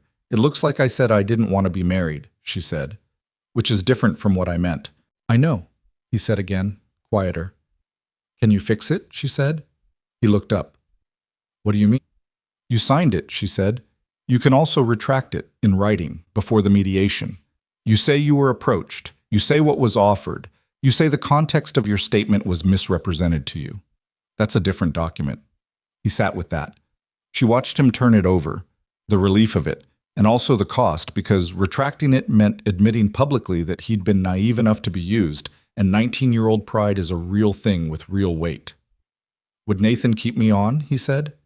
"That's between you and Nathan," she said. "I'm not here to negotiate that for you." It was the right thing to say and the hard thing to say, and she saw him feel both of those things at once. "I'll write the retraction," he said. She stood up. "Today?" she said. "Not tomorrow." "Today," he said. She walked back to the house. Nathan was on the porch. She told him what had been decided. He listened, then said, "You didn't tell him I'd keep him on." "I didn't know that you would," she said. He looked at her. "I will," he said. "If he writes the retraction and he tells the truth about what happened." "Then tell him that yourself," she said. "He needs to hear it from you." Nathan went to the bunkhouse. She did not follow. She stood on the porch and looked out at the yard and the fence line, and beyond it the property that was hers and Nathan's and nobody else's, and she felt the weight of the next 10 days pressing down with a specific and practical density. They had Ruth Austin. They had the deed records. They had Cole and Pete and Arvid, and now, if he was honest, Doyle. They had 10 days together documented in the public life of Red Hollow. They had the joint ledger and the account at the bank, and the record of decisions made together. What they did not have was certainty. And the mediation was 10 days away, and Josiah Carmichael was a man whose sincerity aligned with established power. And Gerald Holt had been accumulating that kind of power for 20 years. She stayed on the porch until Nathan came back from the bunkhouse. "He'll write it," Nathan said. "Good," she said. They stood together for a moment looking at the same yard. "This isn't what you signed up for either," she said. Not as a confession, just acknowledging what was true. He considered that in the way he considered everything, fully, without rushing. "No," he said, "but I've been finding that it's worth what it costs, more than I expected." She looked at him. He was looking at the yard. After a moment, he looked at her. He held it for 2 or 3 seconds, that look, unguarded in a way he didn't often allow.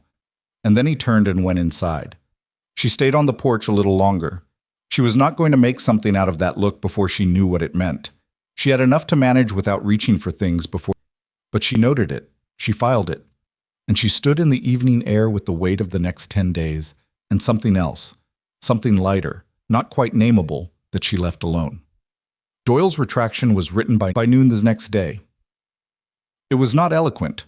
Doyle was not an eloquent young man, but it was specific and it was honest, which was worth more. He named the man who had approached him at the feed merchant, described the offer, described the conversation, and stated plainly that the quote attributed to Eliza had been taken from a context he had not accurately conveyed. He signed it without drama and handed it to Nathan with the expression of a person who had done the right thing late and knew it and was not asking for credit. Nathan took it without comment and then said, "You're on fence repair for the next 2 weeks." Doyle nodded. He understood that fence repair was not punishment for the retraction. It was work that needed doing and that happened to put him out of earshot of conversations that were better had without him nearby. He picked up his tools and went. The retraction went to their lawyer in the county seat, a man named Arthur Fenn, who had handled Nathan's affairs for 6 years and who received the documents with the compressed urgency of someone who understands that 10 days is not much time and does not waste any of it saying so. He also received Eliza's registry notes, Ruth Austin's preliminary statement, and a summary of the grazing and water decisions that Eliza had made and could be corroborated by Cole and the brothers. He wrote back within 3 days with a 4-page assessment that was thorough, careful, and contained one sentence that Eliza read 3 times. The strength of this case rests not on the legal argument, but on the accumulated ordinary record of 2 people building a life, and that record, while present, remains thin enough that Carmichael will have latitude to read it either way. Latitude to read it either way. She showed the letter to Nathan on the evening it arrived. He read it standing at the kitchen counter and set it down the way you set down something heavy. "He's right," Nathan said. "He's right," she agreed. "We don't have enough of the ordinary record," he said. They both understood what that meant. The ordinary record was not manufactured. It was not dinners and public appearances arranged to look like something they weren't. It was the thing that grew between 2 people doing real work in real proximity over real time, and real time was the one resource they had been running short on since the beginning. 6 weeks was not long. 6 weeks was a field that had barely been plowed, let alone planted. "Carmichael is going to ask us questions," she said, "separately." "Yes," Nathan said, "about the kind of things people know about each other when they're building a life." "Yes." She sat down. "Tell me something I don't know about you." He looked at her. There was a beat of silence in which she could see him processing the request, not resisting it exactly, more like a man who has not been asked that question in a long time and has to locate the part of himself that knows how to answer it. "I don't sleep well," he said. "Haven't since my father died. 3 years." She absorbed that. It explained the early mornings. She had thought it was discipline. It was something else. "He died suddenly?" she said. "Heart," Nathan said. "He was in the north pasture. One of the hands found him." He paused. "I was in the county seat on bank business. By the time I got back—" He stopped. "You didn't get to say anything," she said. "No," he said. It was the plainest word she had ever heard him say. She was quiet for a moment.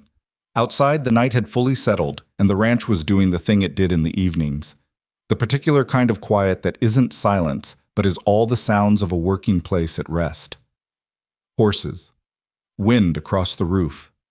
The far-off sound of Cole's voice from the bunkhouse, low and indistinct.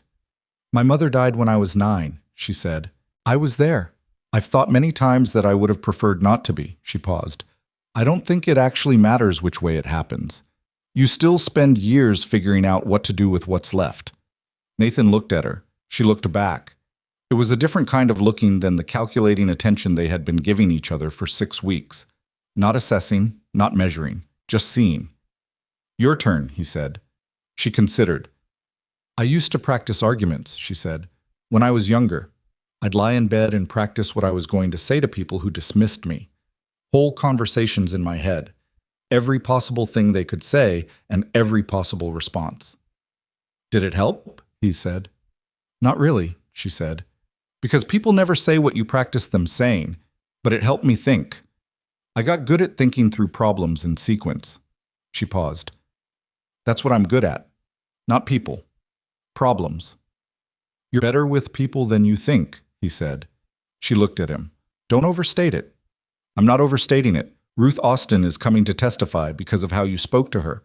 Doyle wrote the retraction because of how you spoke to him." He held her gaze. "That's not a problem-solving skill. That's something else." She didn't have an answer to that. She looked at the table. "Tell me more," she said. "Carmichael is going to ask what you eat for breakfast, what books are on your shelf, whether you argue about money. The things that matter when people have been living with each other. So they talked.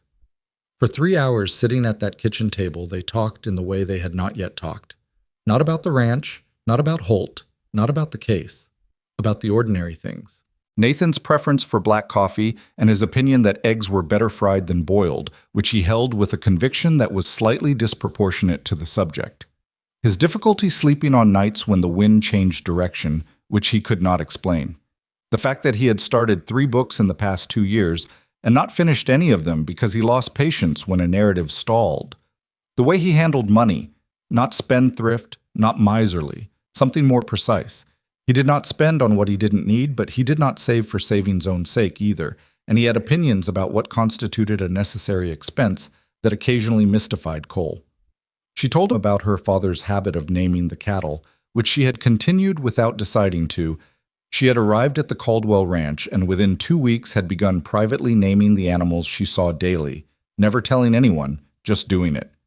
She told him about the dreams she had since her father's death, which were not dramatic but tedious in the specific way of grief dreams, ordinary scenes in which her father was present, doing nothing significant, and then she would realize mid-dream that he was supposed to be dead, and the dream would become about negotiating that fact. She told him she was bad at asking for help, and had always been bad at it, and was aware it was a problem, and had not yet figured out how to fix it. He listened to all of it. He did not minimize any of it, or offer solutions to the parts that weren't asking for solutions. He sat with it the way she had come to understand he sat with things he took seriously. At some point past midnight, she realized she was tired and said so.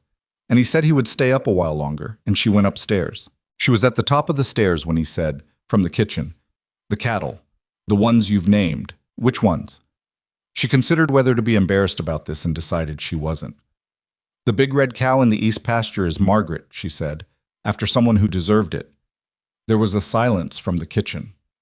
Then, fully, actually, the thing that had been stopping short for weeks, she heard him laugh.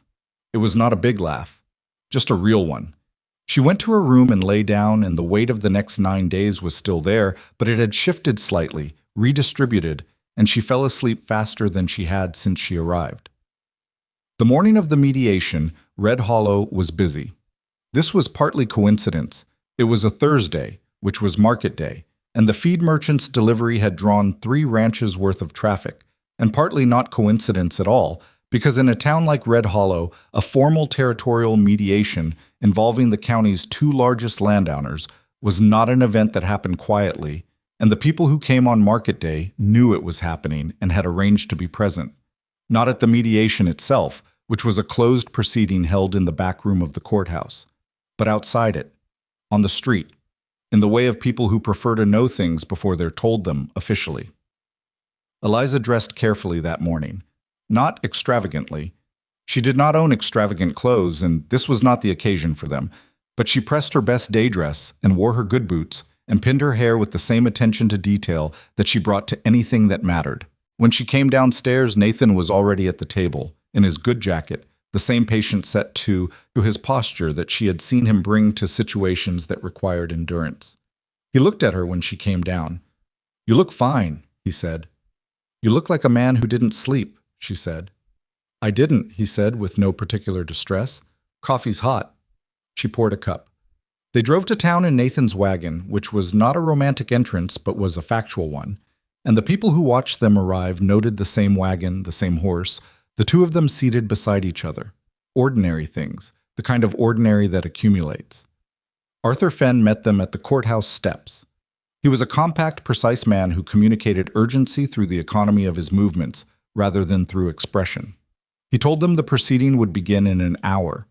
He told them that Holt's lawyer, a man named Crane from the Barstow and Crane firm, was already inside.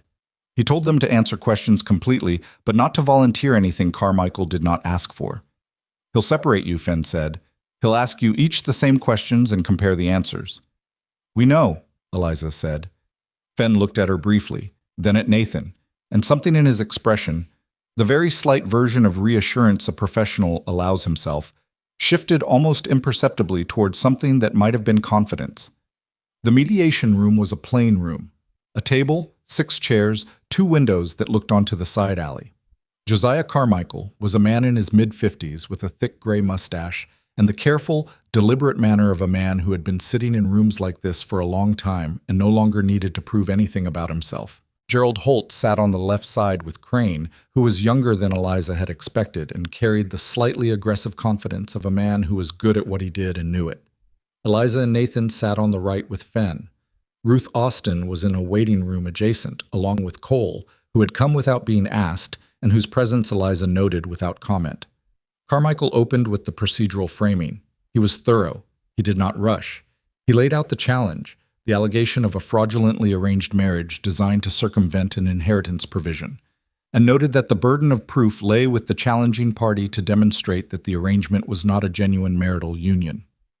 Crane led with the structural argument. He was smooth and he was competent, citing the timeline, the proximity of Eliza's father's death to the marriage, the financial circumstances that made the arrangement mutually beneficial, the rapidity of the proceeding.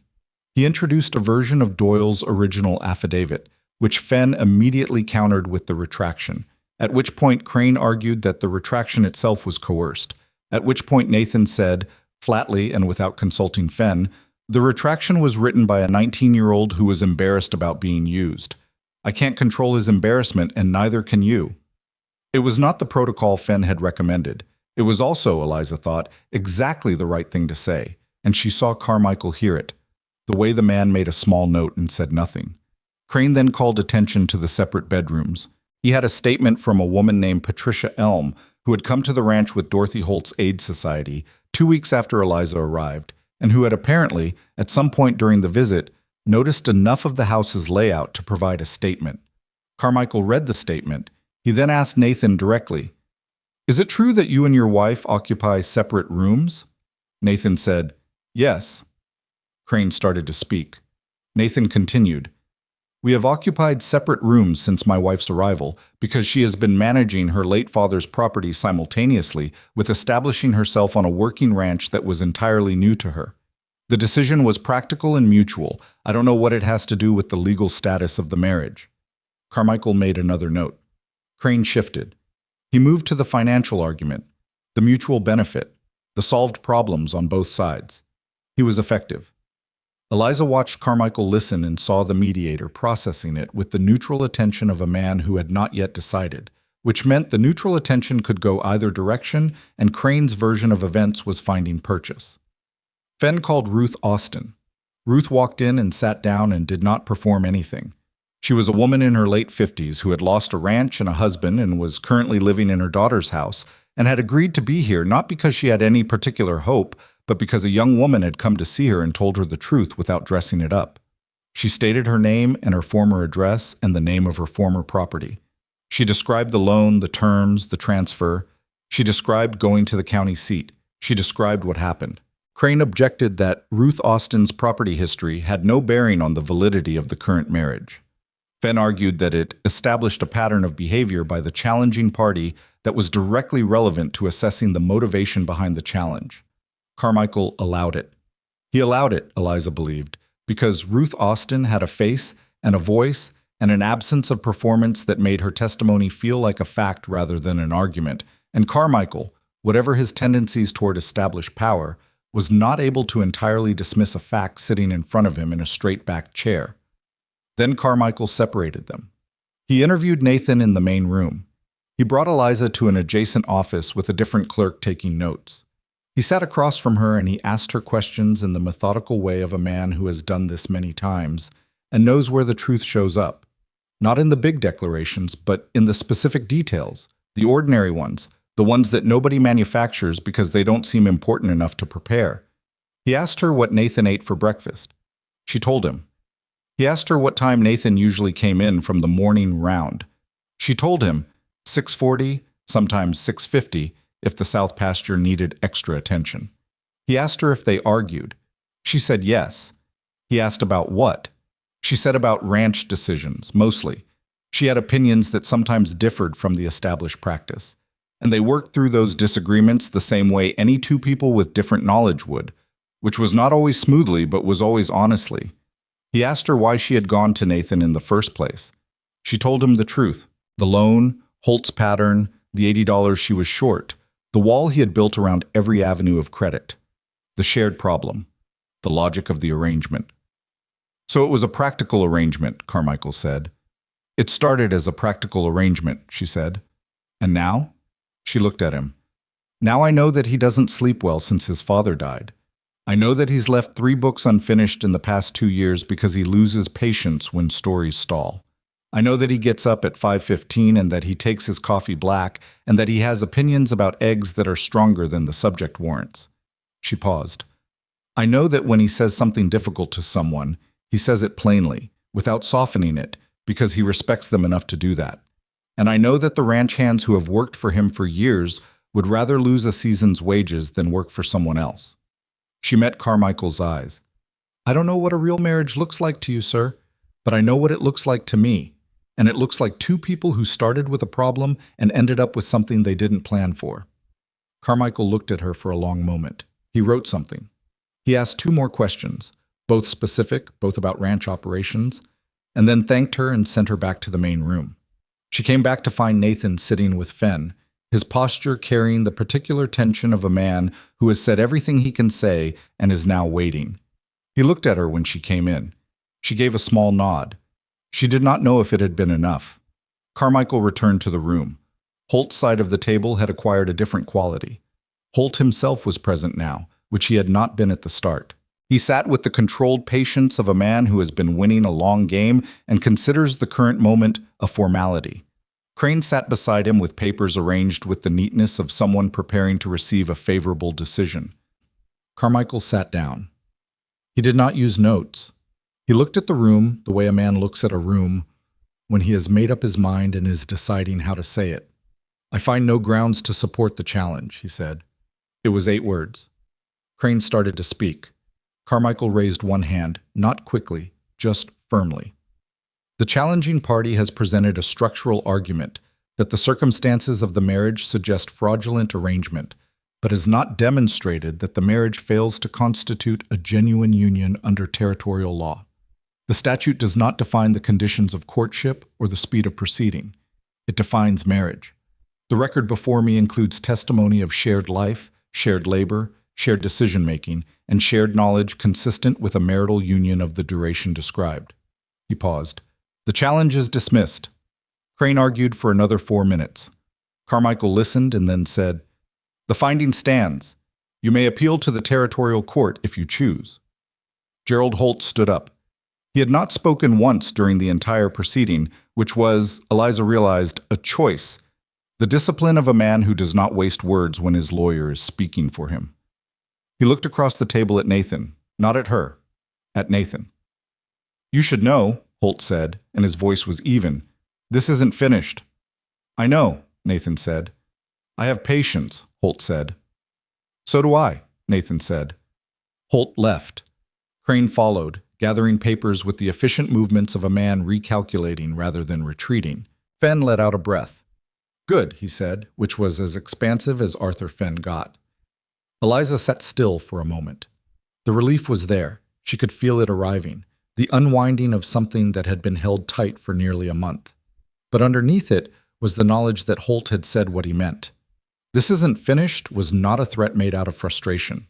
It was a statement of intent from a man who operated through patience, and patience was not something that ran out. She thought about that later, driving back to the ranch with Nathan.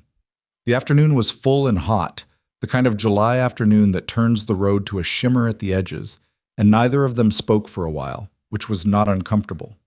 Ruth Austin made the difference, she said eventually. You made the difference, Nathan said. She looked at him. Carmichael wrote something when you were speaking, he said.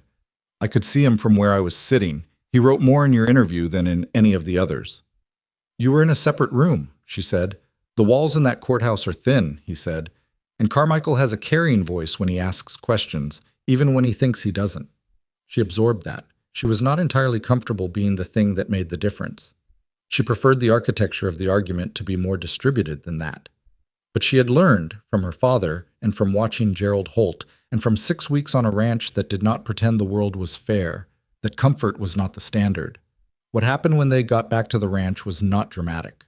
Cole was in the yard. He looked at them when the wagon came in, and they didn't have to say anything because he could read it. He nodded once, the Cole version of a full celebration, and went back to what he was doing. Pete and Arvid were at the fence line, and Arvid raised a hand when he saw them. Doyle, coming out of the stable, stopped when he saw their faces, and the visible relief on his own face was so unconcealed that it was almost touching. Nathan unhitched the horse. Eliza went inside and made coffee because it was what she did when she needed something to do with her hands. She was standing at the stove when Nathan came in. He came in and stopped in the middle of the kitchen and looked at her with the expression she had seen on the porch the night before the mediation, the unguarded one, the one that had made her file it away carefully. "I want to say something," he said. She turned from the stove. "When you came to my gate," he said, "I thought you were solving a problem," which you were.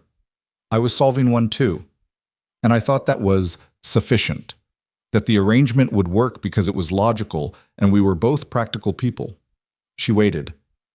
"It is logical," he said, "and we are practical people." He paused.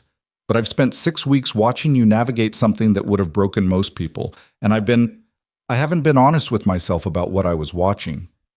"Nathan," she said carefully. "I'm not saying this because of the mediation," he said. "I'm saying it because Holt looked at me in that room and not at you, and that bothered me more than anything else that happened today. Because you were the one who built the case.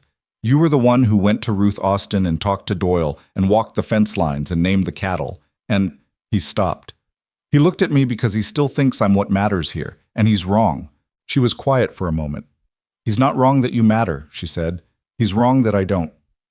"Yes," Nathan said. "That's what I meant." The coffee had started to boil over. She turned and moved it off the heat. Her hands were not entirely steady, which she noted and did not remark on. "This arrangement," she said with her back to him. "You said it started as practical." "Yes," he said. "What are you saying it is now?" It was quiet in the kitchen. The sound of the ranch came through the window. The ordinary sounds, the ones she had learned in 6 weeks to read like a language. "I'm saying I'd like the chance to find out," he said, "if you're willing." She turned around. He was standing in the middle of the kitchen floor, the man who almost smiled and lost patience with unfinished books, and didn't sleep well since his father died, the man who had paid a stranger's debt and given her a room and a fence line and a kitchen table and 3 hours of honest conversation. He was not perfect. Neither was she. She had spent her life being told that her imperfection was the primary fact about her, and she had spent the past 6 weeks learning, in the accumulated small dailiness of a working ranch, that it was not the primary fact. It was just a fact, the same as any other. "I'm willing," she said. He nodded. He did not cross the room. He did not make it into something larger than what it was. He went to the cabinet and got 2 cups, and she poured the coffee, and they sat down at the table. Outside, the summer afternoon was moving toward evening. Doyle had resumed his fence repair. Cole's voice rose briefly from the stable, giving some instruction. The creek was running in the eastern pasture, clean and steady over the stones her father had never seen, on the land that Gerald Holt had wanted and had not gotten. It was not a victory that looked like anything from the outside. It was quieter than that, and smaller and more solid. Holt was patient. He had said so. He meant it. The territory was large and the game was long, and the water rights question had not resolved itself and would not resolve itself easily, and Gerald Holt's patience was a real thing with real weight, and they would feel it again. But patience went 2 ways. And Eliza Whitmore, Eliza Caldwell, by the record that now existed in the territorial courthouse, had been patient her entire life. She had been patient with her father's struggles, and patient with her body, and patient with the rooms that dismissed her, and she had never confused patience with passivity. She drank her coffee. Nathan drank his. The ranch moved into evening the way it always did, steadily and without ceremony, and neither of them said anything else, and it was enough. Holt moved again in September, not through a lawyer this time, not through a mediator or a land office filing or any of the institutional mechanisms he had used before, because those had been tried and had not worked, and Gerald Holt was nothing if not adaptive. He moved instead through the water itself, which was where this had always truly been. Not about deeds or inheritance provisions or the legal definition of marriage, but about water, the thing the frontier ran on, the thing that determined who survived a dry year and who didn't. What he did was simple, and it was devastating, and it was, in the narrow technical sense, legal. He dammed the upper creek. Not completely. A complete blockage would have been actionable. What his crew built over the course of 3 days in early September, on land that was unambiguously his, was a diversion structure. A partial dam with a controlled gate that redirected a portion of the creek's flow westward into a new channel running toward his northern pasture. The structure was engineered well enough that it reduced the flow reaching the Caldwell eastern pasture by roughly a third without cutting it off entirely, which kept it on the permissible side of the territorial water rights statute by a margin that Holt's lawyer had presumably measured carefully. Cole found it on a Wednesday morning. He rode back to the ranch house at a pace Eliza had not seen him ride before, which told her everything before he said a word. She went out to the eastern fence with Nathan and stood looking at the creek. It was running. It was just running wrong. Thinner, slower, the waterline dropped 2 inches below the mark she had memorized on the eastern bank stone. 2 inches did not sound like much until you thought about a dry September and a herd of cattle and a hay surplus that had not fully recovered from the previous season's shortfall. "How long until it matters?" she said to Cole. 6 weeks if we're careful, Cole said. "Less if the fall stays dry." "Is this actionable?" Nathan said. "Fen will say it's marginal," Eliza said. She had already been thinking it through on the ride out. "Holtz kept it inside the statute. A legal challenge takes months. We don't have months." "Then what do we do?" Nathan said. It was the first time in all of it that he had asked that question of her rather than to the room in general. It was not a small thing, and she did not treat it as one. She stood looking at the creek for another minute. The morning was cool in the way that September mornings on the frontier are cool. The heat still present but changed, something in the light that signals the season turning. She thought about water. She had been thinking about water since she first read those loan documents in her father's coffee tin, since she understood what the creek meant and why Holt wanted both banks. She had been thinking about it since she walked this fence line the first week after arriving and saw how the land sat, how the watershed ran, what the topography meant for a dry season. She had been thinking about something else, too. For 3 weeks she had been thinking about it and had not said it because she was not certain enough, and because the implications were significant, and because it required something she did not have yet. "There's a spring," she said. Nathan looked at her. "What spring?" "On the Whitmore property," she said. "The eastern edge near the rock formation on the slope. My father knew about it. He never developed it because he didn't have the capital for the pipe work. It's small, but it's consistent. It doesn't run off a snowpack. It's fed from deeper in. It wouldn't replace the creek, but if we could pipe it to the lower pasture, we'd reduce our dependence on the eastern channel by enough to outlast whatever Holt does with that gate." Cole was looking at her with the expression of a man reassessing something fundamental. "You knew about a spring on that property and didn't mention it." "I wasn't certain it was still running," she said. "I haven't been to that part of the land in 2 years, and I didn't think we'd need it this fast." "How much pipe work?" Nathan said. "Significant," she said. 200 yards at minimum, probably more depending on the grade." "Cost?" "More than we have loose right now," she said. "After Fenn's fees and the mediation costs, we're running lean." Nathan looked at the diminished creek. The morning light was catching the water surface, and the reduction was visible even in the way light fell. Less reflection, less movement, less of everything that water brings to a dry landscape. "I need to go look at it," he said. "I'll take you," she said. They rode out to the Whitmore property that afternoon, the two of them, without Cole or anyone else. It was the first time Eliza had been back since moving to the Caldwell ranch, and the feeling of riding onto her father's land was more complicated than she had anticipated. Not grief exactly, which she had been living with long enough that it had settled into the body as a permanent tenant rather than an acute injury. Something more like recognition. The land knew her, or she knew it so completely that the distinction didn't matter much. She took Nathan to the eastern slope, up past the old water trough her father had built in what felt like another era and probably was, through the dry grass and the rock scatter, to the place where the hillside changed character and the ground was darker and the stones were mossy on the north face, even in dry weather. She got down from her horse and walked to the base of the formation and crouched and put her hand on the ground. Wet. Not saturated, not running free, but wet the way ground is wet when something beneath it is consistent. She looked up at Nathan. He was on his horse, looking at the ground, at the formation, at the slope and the grade and the distance to the lower pasture. "It's there," he said. "It's there," she confirmed. Hannah got down. He walked the slope the way he walked everything, methodically, covering ground, reading it. She watched him do this for 10 minutes and understood what he was doing and did not interrupt it. When he came back, he said, "We can do this in stages. The first section of pipe gets water moving. That section alone reduces pressure on the eastern channel by enough to buy us through fall. We finish the rest over winter when the herd's on lower grass and we have the labor." "We can afford the first section," she said. "If we sell the hay surplus now instead of waiting for price," he said. "We lose some margin, but we keep the water situation stable." Selling the hay early meant losing the end-of-season price increase, which Cole had been holding out for and which Nathan had agreed with last month. It was not a catastrophic loss. It was the kind of practical sacrifice that working a ranch requires continuously. You give up something good to prevent something bad, and you do not pretend it's the same as keeping both. "Cole won't like it," she said. "No," Nathan agreed. "He'll like running short on water in November less." She almost smiled. She was doing that more now.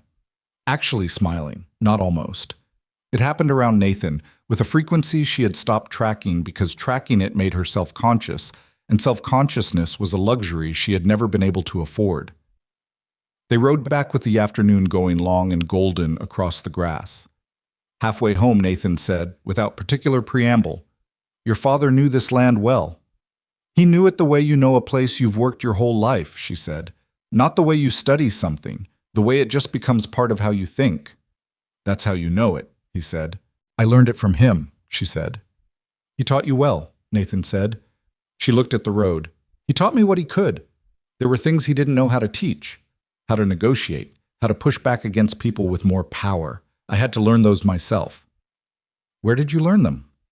She thought about it honestly. "From failing at it," she said. "Mostly.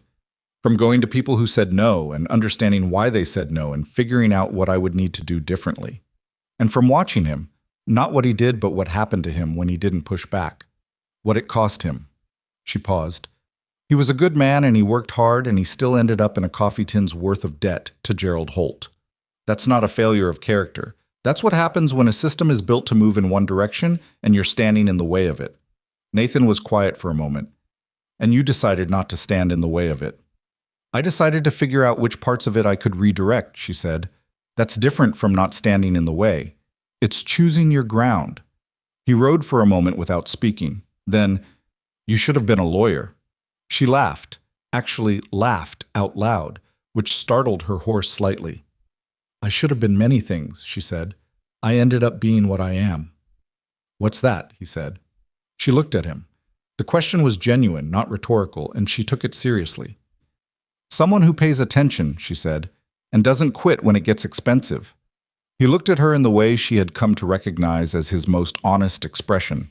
Not the professional assessment, not the almost smile, but the look that meant he was seeing something clearly and not trying to do anything with it, except see it. "That's enough," he said. "That's more than enough." The pipe work began in the third week of September.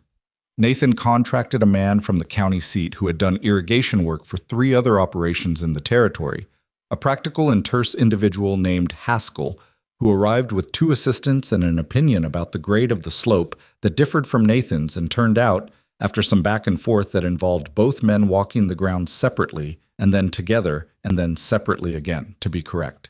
The adjustment added 11 yards to the first section but improved the flow rate, and Eliza, watching this negotiation from a careful distance, noted that Nathan conceded the point without visible difficulty, which was not something she had initially expected of him, and which she had come to understand was one of the more useful things about him.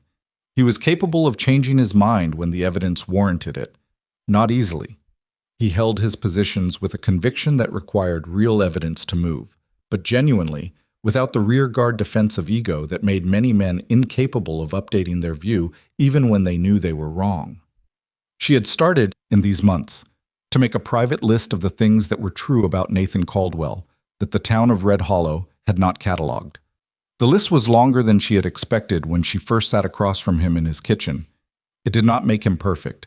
Nothing could have made him perfect, and she did not want perfect, having grown up understanding that perfect was a story people told to make ordinary harder to accept. He was impatient sometimes in ways that cost him. He had a tendency to solve problems before the person talking had finished describing them, which was efficient and also sometimes wrong. He kept things to himself past the point of usefulness and had to be asked directly before he would share something that was bothering him, and even then he sometimes gave a partial answer and held the rest. These were real things. She was not trying to sand them down into virtues. They were the texture of him, the same way her difficulty asking for help was the texture of her, and they navigated around each other's textures the way two people share a space, imperfectly, with ongoing negotiation, occasionally with friction, and with the cumulative competence of people who have decided the navigation is worth the effort. The first section of pipe was completed in early October. Water began running from the Whitmore spring into the lower pasture on a Thursday morning, and Eliza stood at the outlet point and watched it come in. Not rushing, not dramatic, just a steady, reliable flow crossing new ground, and felt something she did not have a clean name for. Pride was part of it. Relief was part of it. But underneath those was something older and quieter, something that had to do with her father and the land he had worked for 31 years and the spring he had known about and never had the capital to reach. He would have liked this, she thought. Not the drama of it. Her father had not been a man for drama. He would have liked the practicality of it. The fact that the spring was there all along and someone had finally gotten the pipe to it. She did not cry. She stood and watched the water and then went back to work. Gerald Holt's response to the spring was not immediate, which meant he was thinking carefully, which meant he was going to do something deliberate. She and Nathan both understood this. They did not discuss it constantly because discussing it constantly would have made it the organizing fact of their life, and they had refused, across these months, to let Gerald Holt be the organizing fact of their life. He was a problem they were managing. He was not the point. The point was the ranch, which was doing better. Not spectacularly. This was not a story about spectacular, but genuinely better. The South Pasture rotation that Eliza had argued for with Cole in those early weeks had produced a measurable improvement in the grass density in the affected section. The hay surplus had been sold at a lower margin than ideal, but had generated the capital for the pipe project, which was paying dividends in the water stability that mattered more than the margin. Cole had stopped filtering her observations, which she had noticed incrementally, and which had reached a kind of quiet finality around the time he had begun including her name in the work logs as a decision-maker rather than a presence. Cole was not a man who changed his mind dramatically.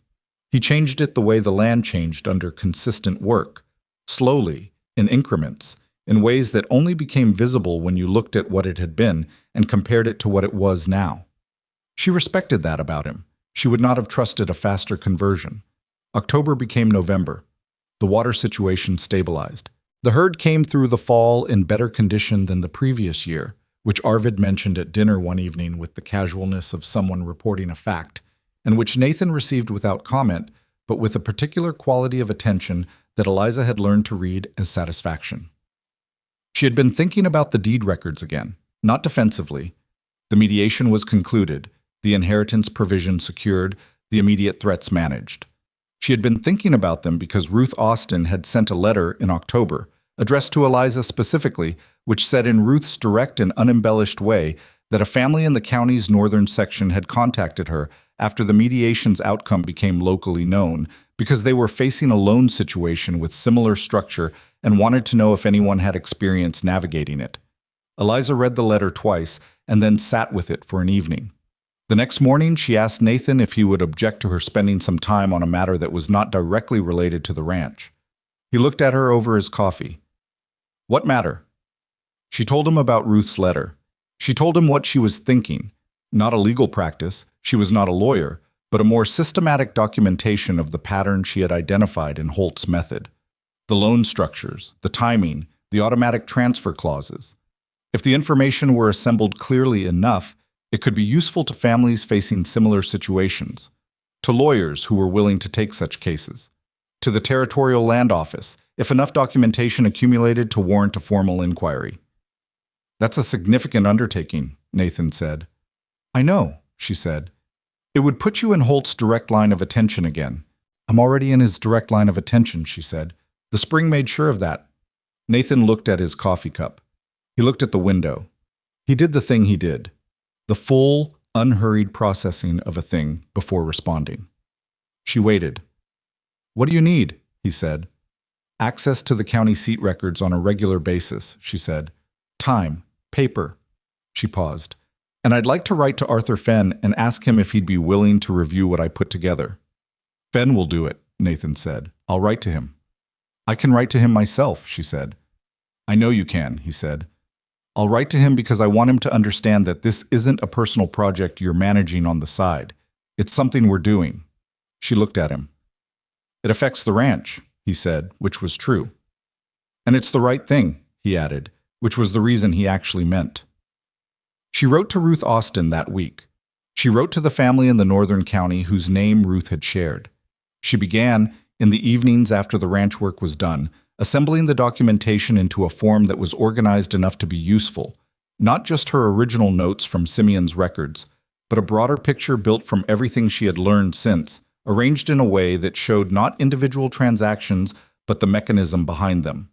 The language in the loan contracts, the timing windows, the way the transfer clauses were worded to appear standard while containing terms that were specifically designed to foreclose on recovery. It was slow work, and it was not glamorous work, and most evenings she fell asleep before she finished the page she was on, which she knew because she would wake at the table with the lamp guttered low and Nathan's jacket over her shoulders, which he had taken to leaving there without comment rather than waking her. She never mentioned the jacket. Neither did he. Some things between people do not need language to be real. Holt's deliberate response arrived in November, and it was not what she had expected. He did not file another legal challenge. He did not move on the water rights again, having presumably calculated that the spring had changed the vulnerability there.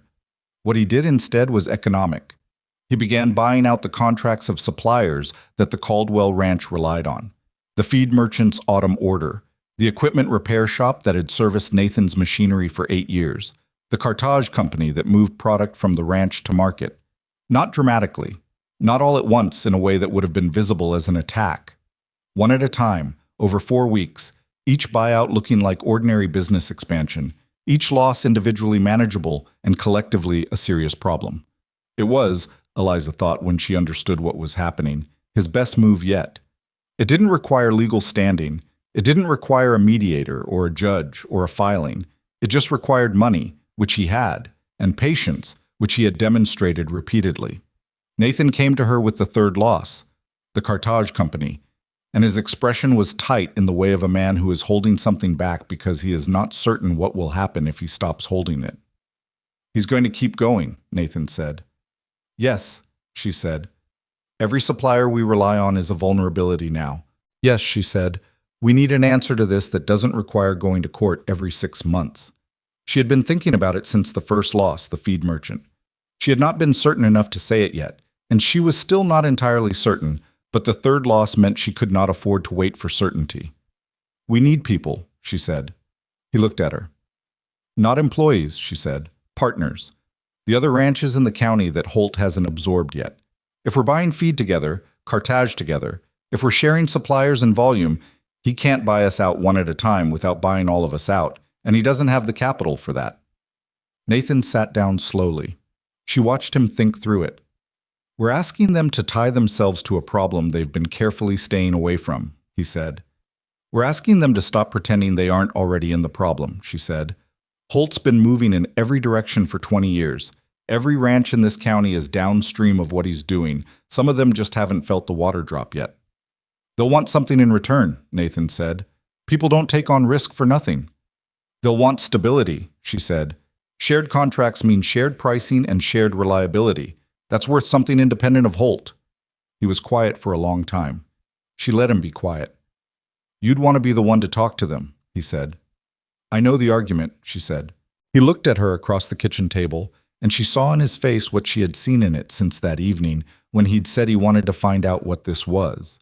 The particular quality of a man watching someone he respects do something he could not have done himself, without any of the discomfort that statement might have carried for a different man. "All right," he said. "Who do we start with?"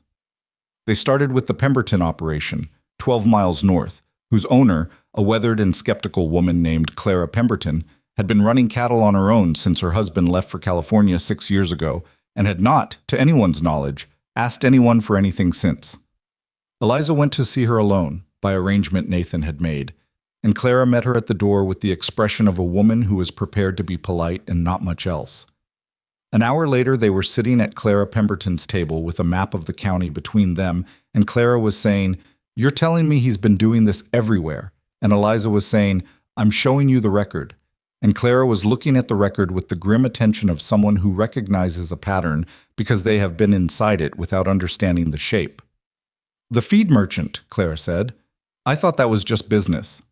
"It was business," Eliza said. "His business, aimed at ours." Clara looked at the map. "Who else are you talking to?" "You're the first," Eliza said. "I wanted to start with someone who would tell me plainly if the idea was bad." Clara looked at her. There was a beat of something between them. Two women in a territory that had never been built with either of them in mind, recognizing each other across the table with the particular efficiency of people who do not have time for preamble. "The idea's not bad," Clara said.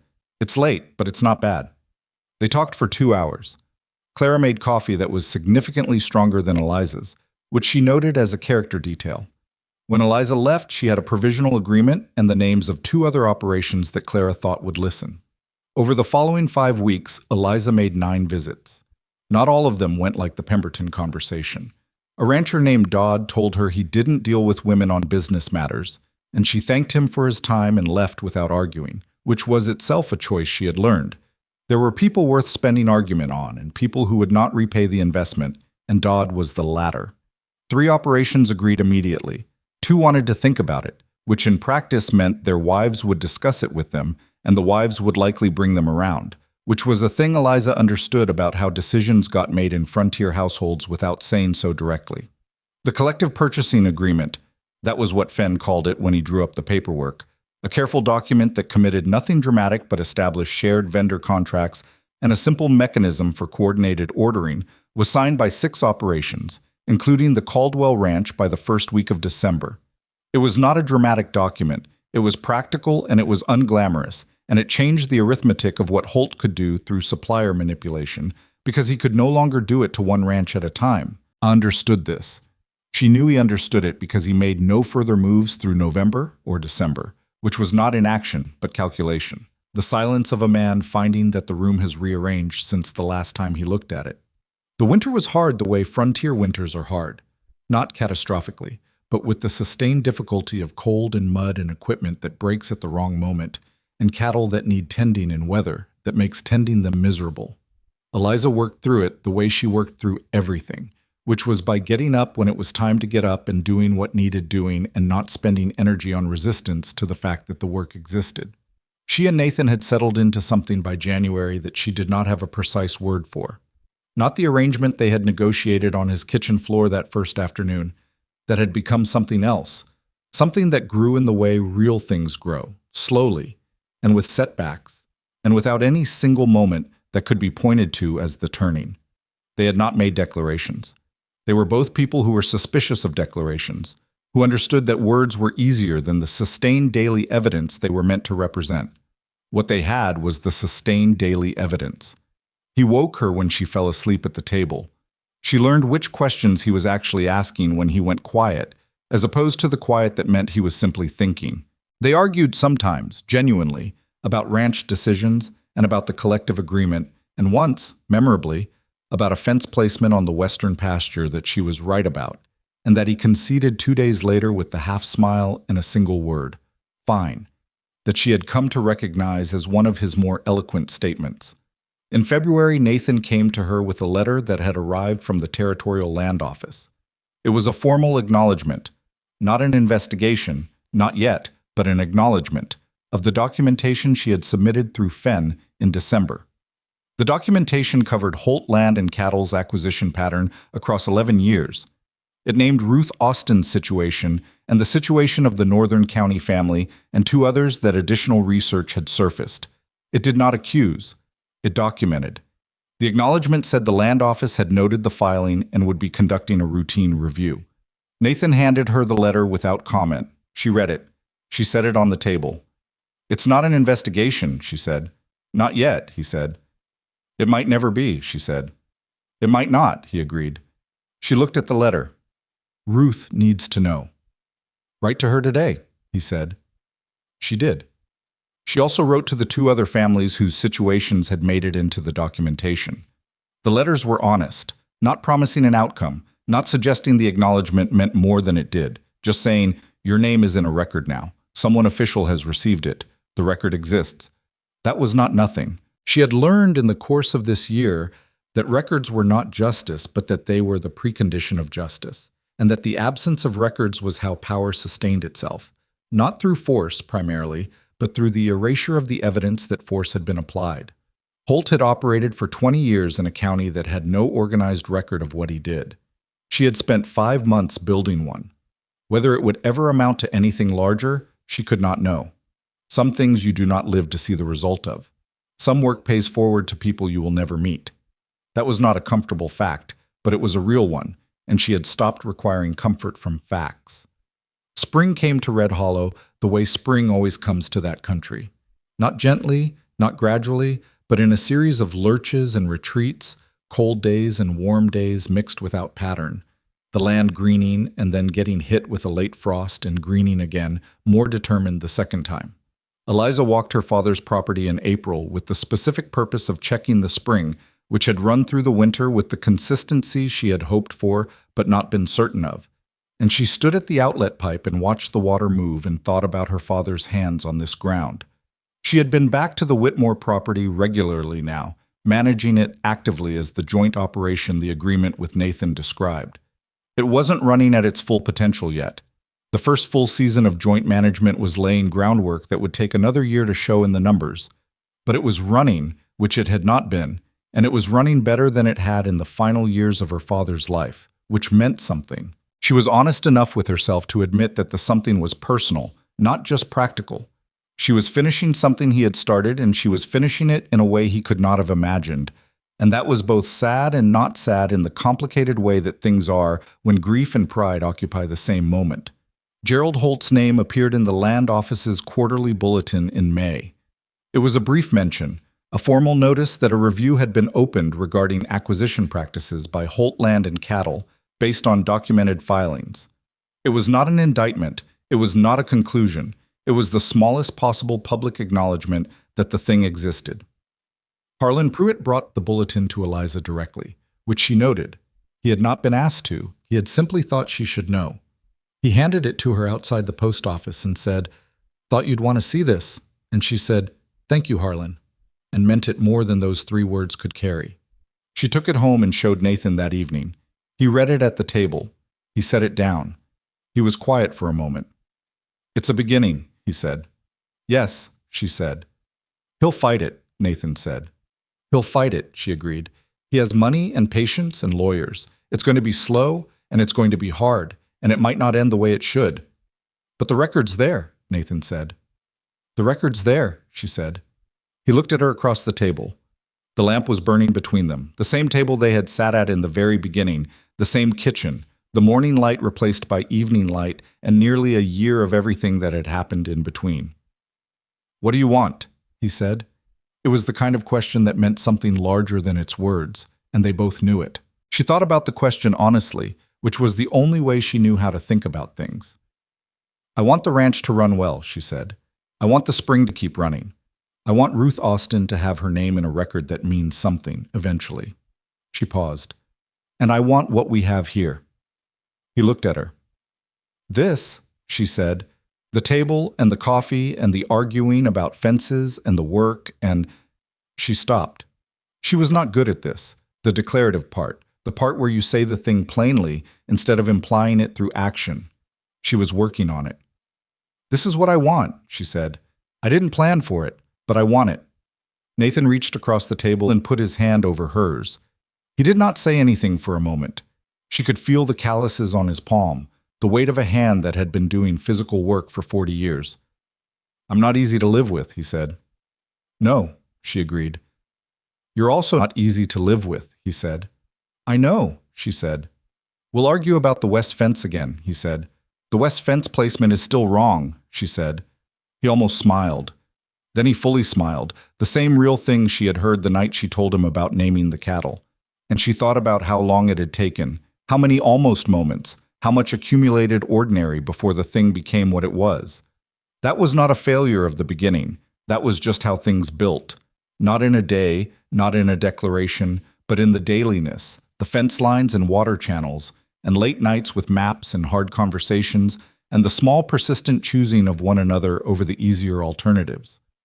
She had grown up being told that her worth was conditional, that it required her to be smaller, quieter, more palatable, more aligned with what other people needed her to be. She had never quite believed it, even in the years when she had not been certain what she believed instead. She had held on, through her father's kitchen, and the streets of Red Hollow, and Gerald Holt's hand on her wrist, and a 4-mile walk in the wrong shoes, to the knowledge that she was not finished yet. That the room she hadn't been invited into was not the only room. That the life she had been handed was not the only configuration. And here was the configuration she had built, imperfect and real and hers. Nathan Caldwell and the kitchen table and the spring that ran from her father's land. Cole, who had changed his mind slowly and genuinely. Doyle, who had made a mistake and been honest about it and was still here, still working, still unable to keep a secret but trying. Ruth Austin, somewhere in her daughter's house, with her name in a record that might someday matter. Clara Pemberton, with her impossible coffee and her 6 years of managing alone and her ability to look at a map and see a problem clearly. The 6 operations sharing contracts, managing together, making Holt's patients slightly more expensive every season. Arthur Fenn's careful documents. Harlan Pruitt bringing a bulletin because he thought she should know. None of it was the story she had planned. She had planned to save her father's land and survive. That part was done. What had grown up around it, the spring, the collective agreement, the documentation, the man across the table with his hand over hers, she had not planned any of it. She had just kept moving, kept paying attention, kept choosing the next thing rather than the easier nothing. There is something that gets said about people like Gerald Holt, that power takes care of itself, that the system bends toward those who already own it, that patience is only a virtue when you have enough resources to make patients comfortable. These things are true, and Eliza knew they were true, and she did not tell herself a different story. What she had come to understand in the year that had changed her life at the level of bone and habit and daily expectation was that the truth of Holt's advantages did not settle the question of what she would do about it. It just defined the terrain. She had never needed the terrain to be fair. She had needed to understand it clearly. In the end, that was the thing nobody in Red Hollow had accounted for when they looked at her and saw only the obvious things: the body, the size, the woman without money in a season of loss. They had counted her disadvantages and concluded they were the whole story. They had not counted her attention, her memory, her willingness to walk 4 miles in the wrong shoes when she had a problem that needed solving. They had not counted the fact that she had been underestimated so many times that she had stopped expecting the room to change and started changing her approach instead. She was not a legend. She would not become one. That was not the kind of story her life was. But she had her father's land and a spring that ran deep and consistent from the hill where he had walked and never had the capital to reach. She had a working partnership with a man who had looked at her without flinching and found something worth staying for. She had a record in a filing cabinet in the Territorial Land Office, and a collective agreement signed by 6 operations, and Ruth Austin's name written in a place where names accumulate toward something. She had built something that could hold. That was enough. That was, she thought, watching Nathan pour the last of the coffee into her cup, without asking because he knew she wanted it. That was more than enough. Outside, the spring evening was moving across the land. They had worked and would keep working, the land that had not been taken, the creek that still ran on both sides of the eastern fence, the spring that reached the lower pasture where the cattle grazed in the long light. It was not a perfect life. It was the life she had made, out of the materials she had. A woman who paid attention, who did not quit, who had learned that the world does not owe you the right conditions before you begin. You begin anyway. That is the whole of it. You begin anyway and you keep going, and sometimes, not always, but sometimes, what you build in the doing of it turns out to be worth everything the doing cost.